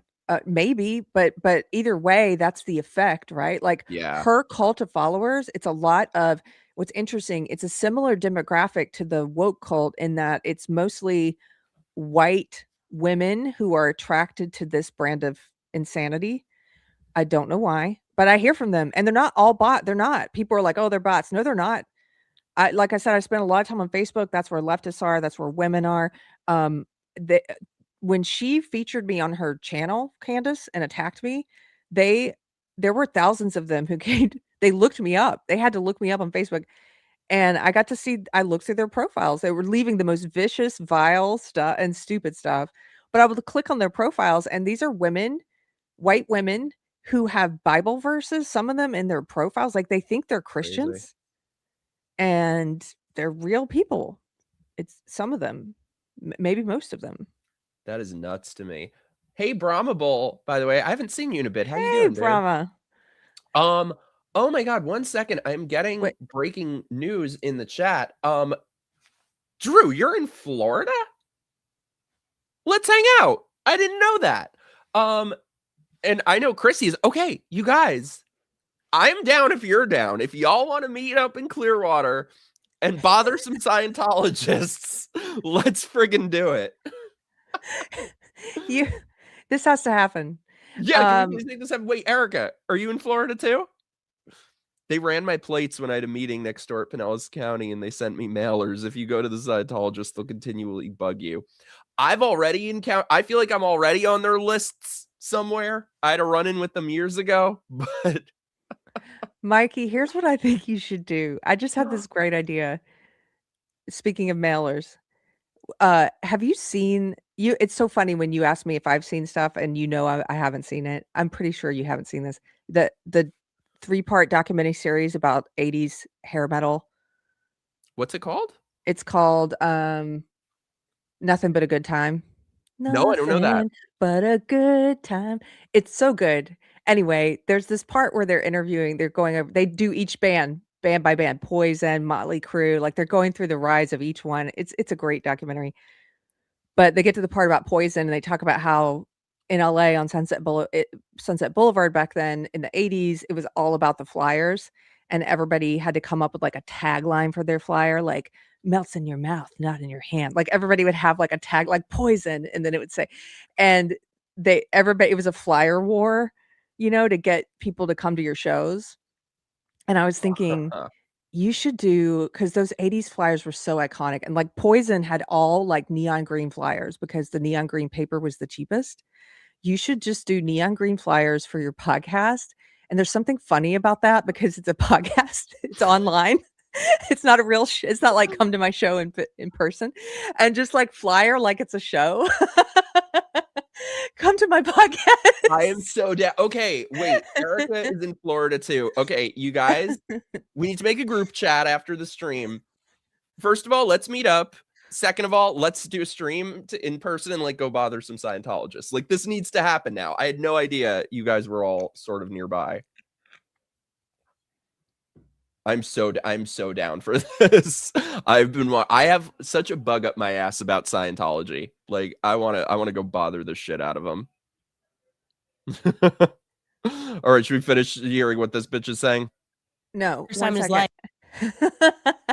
I What's just wanted to your- read what you put on the screen from Brahma Bull earlier, because I Oh, think sorry. he Let nailed it. me. He said her audience, Candace's audience, is not the right anymore. She has cycled out of the right and into the awfuls. And I would agree. The affluent white female leftists. Well, that's what, Oh, when DA you, is affluent. I thought it was awful. or angry, it could be angry Angry. white female leftists. Yeah. Yeah. Anyway, I'm he's sorry. right. My brain is still that. Oh my god, we're gonna meet up and bother the Scientologists. I'm excited for that. All right, fine. Let me hear what this. If Charlie peeks his head up and starts to push back in a meaningful way, they couldn't stop him from becoming bigger. That seemed to be inevitable. But they panicked. They seem to have panicked, right? I mean, this is just starting to happen within a year when Charlie's going like, hey, man, I don't actually think this. I don't actually believe this. And then he goes, you know what? Take the money. Take the money out of the organization. And they panicked. They freaked out. And their solution was, no, just kill him. Just kill him. We can't have this. She's got a damn screw loose.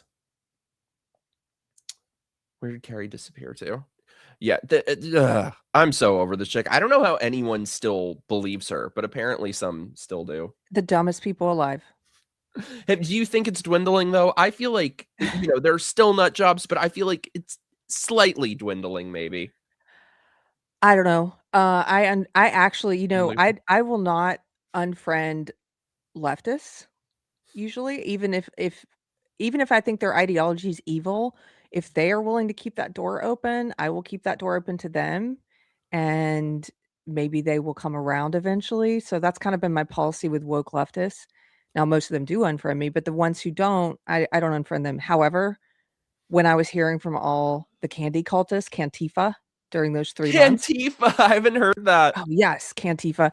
I unfriended them. I blocked them. I have no tolerance for them whatsoever. And I know a couple of them in real life. And one of them, this woman just became insane. And I know her in real life, and I told her, you are defending a woman who is, I know we're laughing about it and everything, but this woman has harassed and terrorized innocent people for 4 months now. She's accused them of the most horrible things. And thank God it's reached a point where now everybody's laughing, or a lot of people are laughing at it.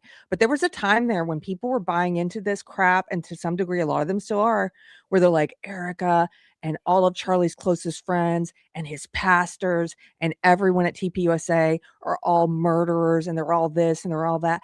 And you and I have been through this before with a narcissist. She mounted like a 4-month targeted campaign of defamation and character annihilation against these innocent people and other people. Seth Dillon got pulled into, all these people, Ben Shapiro, everyone she hates. And so to that woman I knew in real life, I was basically like, if you are okay with this part of it, what she's doing, I don't want to know you at all. Either you have such terrible discernment, you can't see when someone is abusing other people, or you have terrible character yourself and you're okay with them abusing other people. But either way, that makes you a dangerous person for me to know. I don't want you ever putting a knife in my back, you scary, MFer. Like, I get away love from it. me. I And love so how- I don't, maybe that lady will come crawling back probably at some point, but I don't want to know you. Yeah. You made a post that I loved recently about how narcissists will set up these lose-lose situations for you, about how somebody had posted that if Turning Point doesn't sue Candace Owens, it's because she's telling the truth. And then if they do sue, it's because they have something to hide. Yeah. This is something I learned firsthand dealing with a narcissist, that they Yes, try to you and I learned manipulate. this. We both did. Lose-lose You're situation. damned if you do, damned if you don't. She's done this. I've counted her do this probably 12 times. She did this with all the people she's accused of anything. Remember months ago, back when she's like, if Seth Dillon and the other people who were at that Hamptons meeting don't respond, then that means they're guilty. If they don't respond and say what was happening at that Hamptons meetup, then they're guilty of something. And then they respond, and she's like, look at them responding. I must be onto something. And it's like, oh my God, they can't win. You know, she did the same thing with Erica. If she wants me to stop, she's gonna have to pay attention to me and say stop. And then Erica says stop, and she's like, I must be onto something. And no, I'm not stopping, you know? And then she's like, if Turning Point doesn't like what I'm saying, they can sue me. So then they send a cease and she's like, I must be onto something. They're not suing. They send a cease and desist. Oh, I must be onto something. They're suing. Like she did it with the Macrones. Like it is a narcissistic tactic. And I cannot believe, I mean, that tells me something about the intelligence level of her cult, that you don't see that's a game that this dishonest person is playing, that this monster is playing. Like, who are you? I don't want to know you. I don't want to. Some of them were coming on my profile. Some of the ones who had followed me were like, I'm not following anymore. I'm like, great. That means I won't ever run into you. They always have to announce their departure. I don't want you following me. Please don't come back. I was going to say this, Drew. You know, I'm starting to think Brigitte Macron really does have a pussy. I'm glad I never went down that rabbit hole even before all this, because I was like, that can't possibly be true that she's a man. That was one of those conspiracy Also, theories isn't that she a I was like, pedophile? And that's what matters. No, but I was thinking maybe, I don't know, maybe I haven't looked into it. I was like, maybe. But now that I see what's become of basically anything Candace Owens has said, I now think is like, that probably, there's obviously nothing there. Yeah. So now I'm convinced beyond a reasonable doubt that Brigitte Macron is a woman. Like there's no way.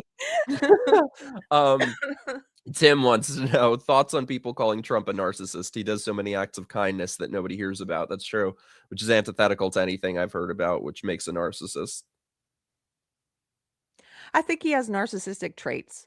Yeah, I think there are different types of narcissists. I think he's like a friendly narcissist. You Well- always say about different, because I've heard you say this about a lot of different people, that you're like, somebody can be a narcissist but not a sadist. Yeah. Well, I don't even think he's a narcissist in that clinical definition of NPD. I just think he has a high degree of narcissistic traits, but I don't think he checks off enough of the boxes of NPD to have like a full-blown personality disorder. We live in a time when, first of all, any trait that you see on a personality disorder list is a human trait that we all have to some degree or another. It's just with personality disorders, they have them to the max, right? On a lot of them. And so I'm talking about they have no empathy, you know, no shame when they do evil, complete focus on the self and puffing oneself up, often because deep down they actually have low confidence and low self-esteem. So they have to be very bodacious and like all of the, you know, I'm the best. Or the covert narcissist, which is, you know, poor me. Everyone's always picking on me. The world is so hard for me. I'm a big victim, like that kind of stuff. And you know what's interesting? If you look at a lot of these influencers and internet-y people who are narcissists, they're always in a feud with they're always looking for somebody to destroy. Yes. I almost wish Trump was a little bit more like that, because I've always said that even with all his bluster, he wants people to like him. And that has always been a big flaw, I think. Even look at him, which I don't think this is particularly the worst thing, but you see he was very cordial with Mamdani. Like he wants people to like him. I wouldn't mind if it was a little more out to destroy people. He but I do think he has obviously he has narcissistic traits. Some of that is wanting everyone to like him. Some of that is the sort of, I laugh at it now. I just think it's funny. It's like when he says stuff about how some might say we've gotten more done in this presidency than any presidency, even more than George Washington. Like he'll say something crazy like Yeah. that and be like, I don't know, some people say, and I think Yeah. that's hilarious. To me, though, in a way, I look at that as the opposite of narcissism, wanting people to like you. Because if you look at somebody like Candace Owens, for example, she don't give a fuck who likes her. No, that's not true. Really? No, Mikey, no. Why? Tell me. No. No. She wants people to admire her and think she's smart and smarter than she is. That's why she makes up some story about being invited to the gifted special kids school, but then deciding to pretend to be dumb so she didn't go. And that's like, she really wants you to think certain things about her, that she's smarter. That's not what I'm talking about, though. I'm talking about being I don't view that as being liked. Maybe it's a small distinction. No, I think they want to be liked, but they're if they can't be liked, they're okay with being hated. Yeah. Because above all, they want you to pay attention to them. They want you to think about them, whether it's liking them or hating them. So she will take the hatred and all the people, but it bothers her. It gets under her skin. If you watch any of the summaries of her videos, she spends about half of each of her videos now punching back at all the people criticizing her. Like the Daily Wire has taken her old show Daily Wire handle, which they own, the Candace Owens show. They own the rights to that, and they're releasing hilarious parodies of her and making fun of her on her old social media handles, and she cannot stand it. Like they have a very fragile ego. It's like they can't stand, they can't tolerate people not liking them, criticizing them. They're usually very quick with the block button. They're usually very, you know what I mean? Like they're very just like they can't handle any. And if you don't like them, they do that thing called splitting where it's like you're all good or you're all evil. Yeah. And they put you in the all evil group, and then you're an enemy to be torn down, So she's got a lot of enemies to tear Trump down. as being pretty congenial to even people. Like even look when he got into office the first time. Yeah, that's why I say to go after Hillary. I agree. I don't think he has MPD at all. I do think he's narcissistic. And I in the past I've said I think I've probably said that I thought he was a narcissist, but that was before I knew more about it. He has narcissistic traits. He's not a narcissist. Erica says, "Oh, I love a good Keri personality assessment." Me too. I get real passionate about this. Is what it's like watching The Sopranos with me, by the way, you were wondering. My husband and I'll pause and I'll be like, let me tell you about this. By the way, I called that. I'm so jealous. I wish I was there. Okay, when he was like, you have to watch this. The first season we start watching, first episode of the show, I was like, oh, his mom has borderline personality disorder. Okay, like 5 episodes in, the therapist tells him your mom has borderline personality disorder. I had no idea they were going to say that. I was like, wow, okay, yeah. Oh, I'm so jealous I wasn't there to watch The Sopranos with you guys. Well, when you visit again, we'll watch. We'll pick one great episode and watch it. Let me tell you, by the way, that show is a documentary. Like that is my entire mom's side of the family. And like, they must have known all those real people in real life, because down to like the tiniest little details of stuff in their house and set dressing and terminology and stuff. It was so spot on. I thought of you all the time. Every time they said one of their Italian curse words, I was like, oh, I think I've heard Mikey say that one, Mike. They say stuff like "fagul," or is that one of the words? Fangul, yeah. Fangul, you say that. And they say, oh gosh, what was it? Now it's Bukyak. What is it? Bukyak. Oh yeah, that's one. There's one with an M in it. I can't remember. Moulignon. And they say, yes. Oh, that's the black person.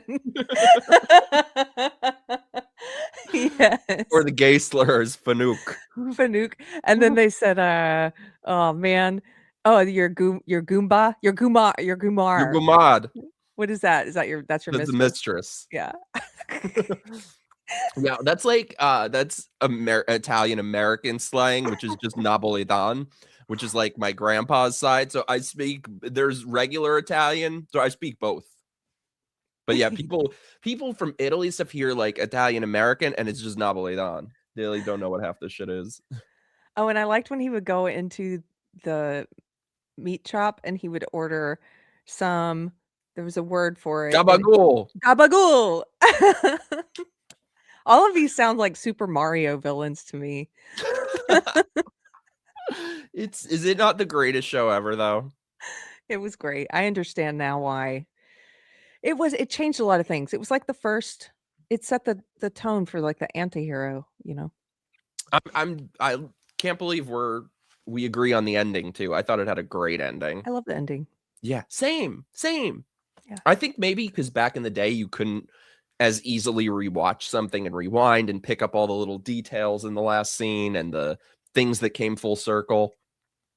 Well, so there was a controversy which I didn't realize until my husband mentioned it, but apparently a lot of people thought he was shot. Like in the last episode that he was killed. At the end? Yeah, and that's Oh why yeah, I thought he was too. Oh, I didn't. Really? Yeah, I didn't. What'd And you then think? I just thought they just ended the show mid scene so you can always be there with them in the diner mid scene. I don't But I think he was think because shot. they say earlier in one of the earlier episodes that when you get shot, it just cuts to black and you don't hear I anything know. or see anything. So that's what I took it to mean. That's what Anthony thinks, but Oh my god, we don't agree on the ending. Yeah, he died. No, He died. He's still alive. I He's was out telling you there. the other day, I don't care what he did. I'm on his side. Yeah. My mom always says, bring back the mafia. Your mom The is Italian hilarious. mafia. No disrespect. By the way, thank you to our beautiful moderator, Saw. As you said, go subscribe to Keri. Her links are below. And Christy, see, you guys are so much better at YouTubing than I am. Hit the like button and do the stuff. Also, Thank you guys. when the stream is done, do me a favor and leave a comment because the algorithm hates me. It's my fault, by the way, for not being more regular. I need the content version of Activia. Remember Activia? I was gonna say you're not regular. Yeah, I need to be Are regular. you It's the feeling yogurt that makes me regular? shit. You should come up with. I did a fake commercial for. I don't have any sponsors. I noticed you did a fake one too about like your grifting. That was pretty funny. I did My a fake. sponsor is the super chat and the $5 I got as a due. My fake sponsor is exercise. I thought it was funny. It was like this is exercise. Yeah, have you ever seen it? It's like this show is brought to you by exercise, and it was an advertisement for exercising. Like you can go to the gym. I haven't seen that. You should do one for your fake, keeping you regular Activia, but for podcasting. It's only our chat friends that keep me regular. I'm going to be regular now. Keri, I have to show you though. So we were talking earlier about the face smashing. You have to show me because I have to leave soon. I got to go eat. Okay, yes. Just show me. I had to show you face smashing. So have you seen this guy he's like one of these people who's being shoved down our throats now? Ew. He's just I don't go looking for him, but he's just everywhere. Okay, so they had this whole thing the other night. It was him and like the worst of the worst. That guy, who's that really ugly guy? The one who he's a Andrew Tate. No, the uglier guy. Tristan Tate. The uglier guy. They're getting progressively uglier. The one from Fresh and Fit. Is that him? The one who wore the shirt with the cookies and the cookies were the Jews? Yes, the one from Fresh and Myron Gaines. Oh, is he ugly? I can take some level of ugly, but I can't take that level of ugly. Well, is he unattractive? He's actually Myron Gaines is not his real name. His name is like Muhammad Al-Jahib Muhammad, like something like that. Yeah, he's Sudanese. His name is Amral Faduli or something. And he used to be a Fed, which leads me to believe he might still be a Fed because he says the craziest stuff. I feel like he's a fake right-winger who's trying to take right-wingers down a crazy path like Candace is. He says the craziest, most hateful, ridiculous, evil stuff. And it's like, how can you trust this guy? We know he was a Fed. What makes you think he's not running it out. Like he's not still, Yeah. you There was know. somebody who made a post the other day of that whole gang of the people going to the club while singing Hail Hitler, of what would have happened to each one of them during the Holocaust for being Muslim, for Oh, being right. flaming homosexuals as they are. Somebody in your chat, C Strike says, it's like that Family Guy joke. This is like Circus Ugly. So I got to show you this. Okay, so this is the guy, and this is a whole thing now. They call it looks maxing, where I mean, why can't you just like get Botox or get some work done like Show a me. normal Real Housewife? That is my goal, what I aspire to someday. But so there are two things I got to show you. So this is, they had some little super gay get together with all their friends, and it's weird. The weirdest thing too, because it seems like they just stream their entire lives. Like they'll be streaming just walking down the street, going to a bar. Are they just streaming 24/7? I don't get it. But look at this shit. I thought I was at least an 8. Yeah. That's kind of rude. You're sitting in a 10's lap. What? Well, anyway, this is like, you know what I said my caption for all this crap was? Like you said, it's weird that they're all streaming like Instagram models. I just said Real Housewives, but make it gayer. Like like them in the limo going to the club. Yeah, I never watched that show, but you did. It looks to me like what Real Housewives is. Are they? It's just like a bunch of bitches in a limousine fighting on the way to a club. Oh, I got to get you into the Housewives of New York. I've been rewatching that too. It is wokeness ruined that show. They had to bring in the CRT lessons every week. It was horrible. It ended, but before that, it was amazing. I had to show you this one last thing. Oh my god, these people are insufferable. So look at this shit. And this is the thing you talk about a lot. That these people want you to live miserable lives. Misery loves company. And the end point of this ideology shared by all these people is just misery and loneliness. And the only reason that they are able to avoid that for a little bit is because they have a lot of money. But the people watching them don't. So check out this shit. I don't take bitches with dinner. The only dinner a woman will ever go to with me is when I'm meeting other men, but like a one-on-one dinner with a girl, ew, like, and a waste of fucking time and money. 3 hours of fucking garbage. Let me tell you what a dinner with me and a woman looks like. Woman sits next to me, looks hot. The other men at the table respect that, and we talk about business, and I genuinely ignore her the whole time. I don't take bitches with dinner. They're only. Yeah. This is these guys are like cartoon characters. He's not even cute, by the way. No, none of them are. And they're cartoon characters. I don't know why anybody takes them seriously. One of the funniest memes I saw of it was a picture of all of them in the pink suited Tate in the middle. And they had somebody had photoshopped in a sign that said, "Please take us seriously." Like nobody takes these guys seriously. Nobody wants to be the woman that's invited or not invited to a dinner with you. No woman with no woman who's worth hanging out with would hang out with you. That's the point. So I'm sure you do get women, all kinds of women who are not worthwhile women because you're not a worthwhile man. And I mean, that's what you're going to pull.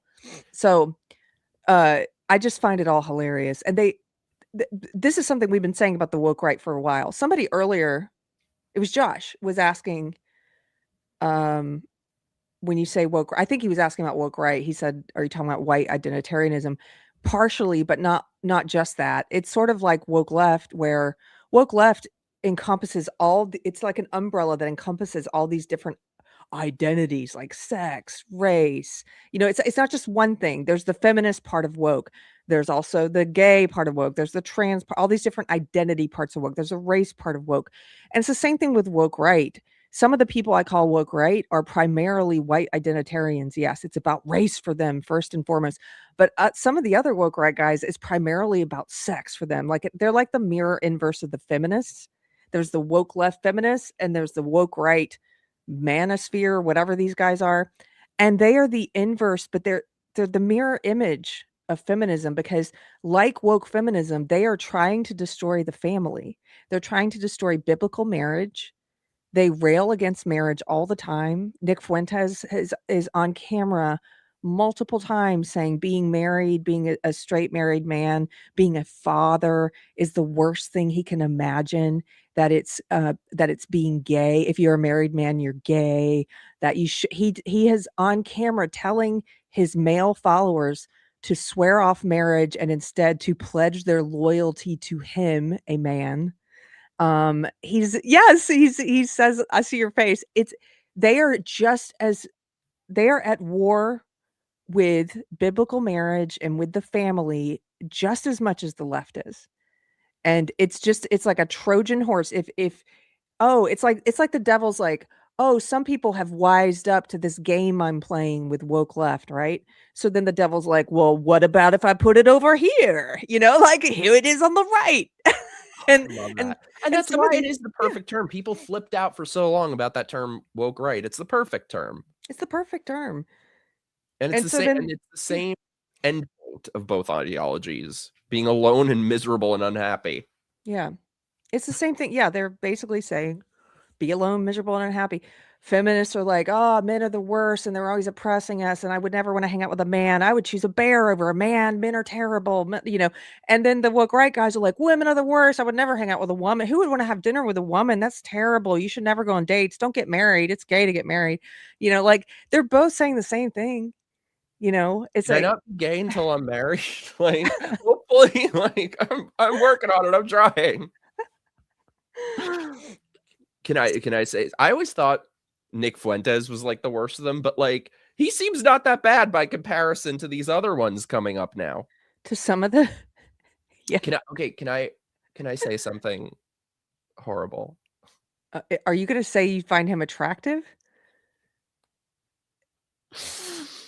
I can fix him. What? He's a funny little thing.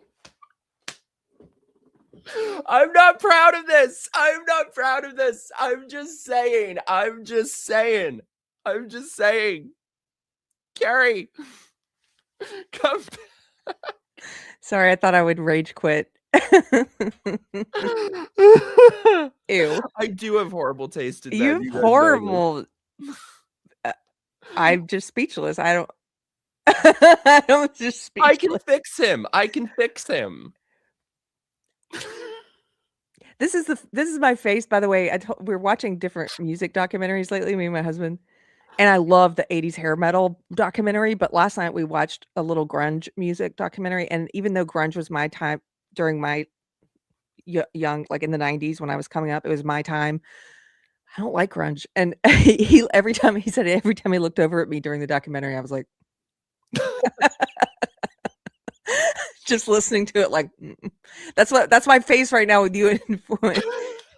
You're like, can I say something? I'm like, saying, like, if he didn't speak, ew. Like, yeah, I can fix it.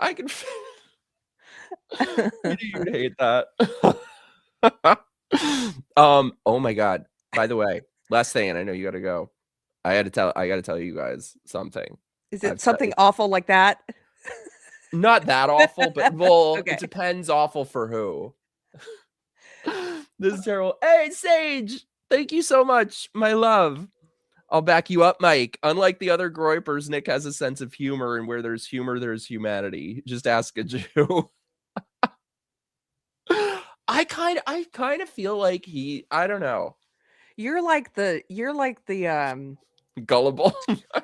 No, I was gonna say you're like those groupies for serial killers where you're like writing love letters to death row inmates, like, I can fix him. He won't murder me. Like I could turn him. I think he just I don't know. I'd get him out of the basement, show him a good time, and he would be changed. Mm-hmm.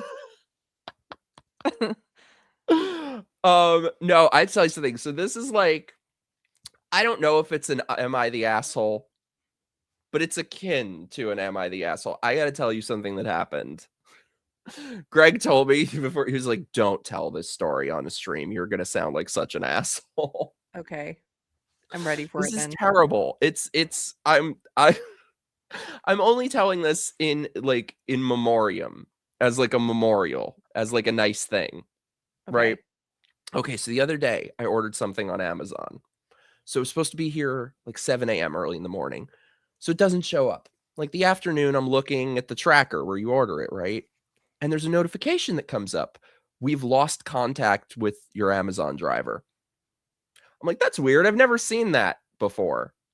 So I'm like, okay, that's weird. Hopefully it shows up, whatever. A little while later, I get a phone call. I answer the phone. The woman on the phone goes, is this Michael? I'm like, yeah. And she sounds like she's been crying. She's like, I have some very sad news to tell you. And my heart drops. I'm like, oh my God, are my parents okay? Whatever. And with no explanation, no context. This is terrible. I'm not laughing. I'm not laughing. I'm not laughing. She says, Cesar is dead. Is that the driver? No, I don't mean to laugh. I don't mean to laugh. It's terrible. Are you? I'm like, who is that? Because you didn't know who that was?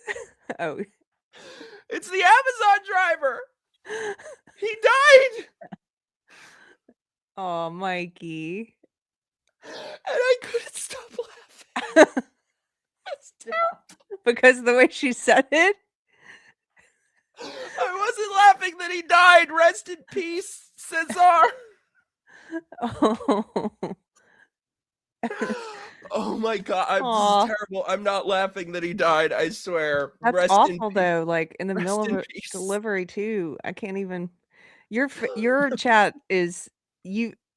I can see this is Mikey humor here. No disrespect, says Drew.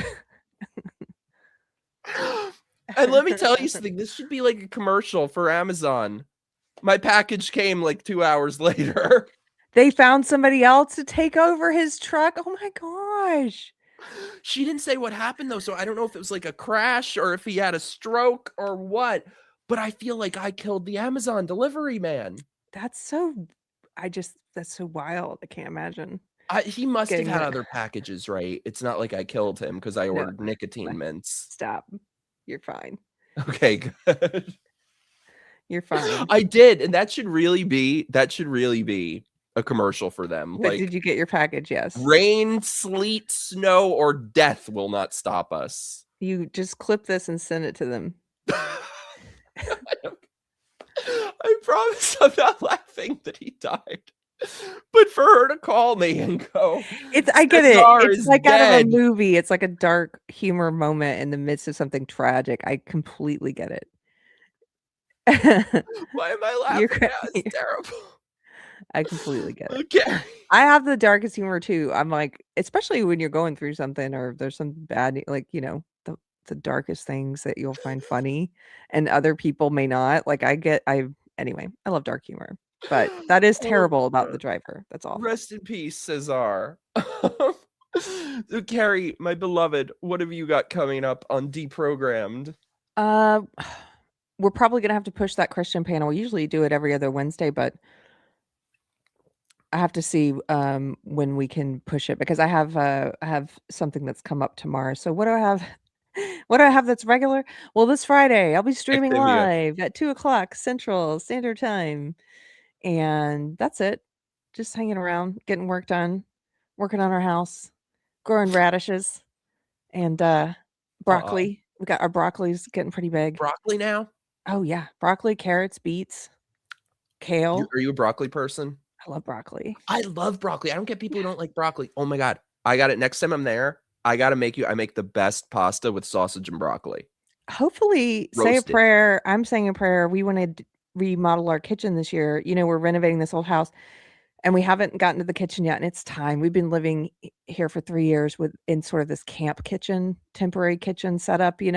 I can't wait to be able to afford to do the kitchen. So It's so funny that you always say that because to me, your kitchen is like my dream kitchen. I No. love your kitchen. Oh my, stop it. I I'm get mad serious, at it's people like that say stuff like rustic. that. I'm like, stop. It's rustic, yeah, but anyway.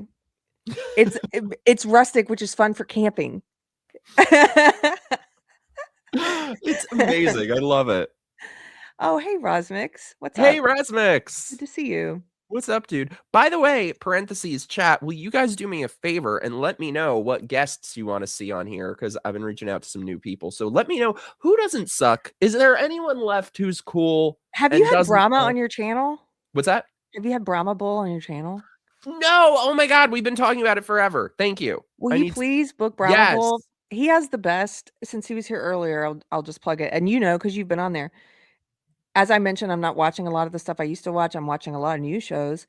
And so are a lot of people in my comments are always asking, like, what are you watching now? Because I can't watch so-and-so anymore. And he has one of the best political roundtable shows. It's called The Bullpen. It's every Sunday night. It's on Brahma Bull's channel. I So need to go back on there soon.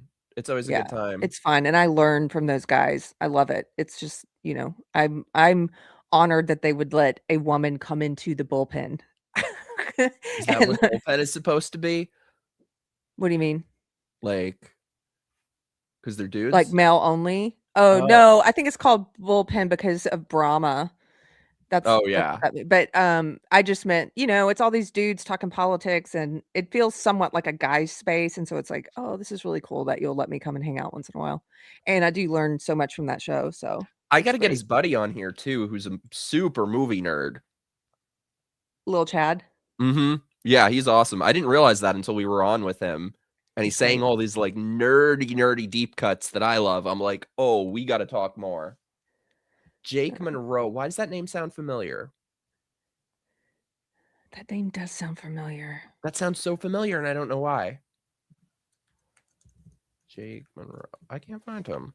Okay, well, I'll look him up. Alt-right Oh my national- God, that's the goth guy. That's the goth guy. Oh my God. Oh my God. Oh my God. I know.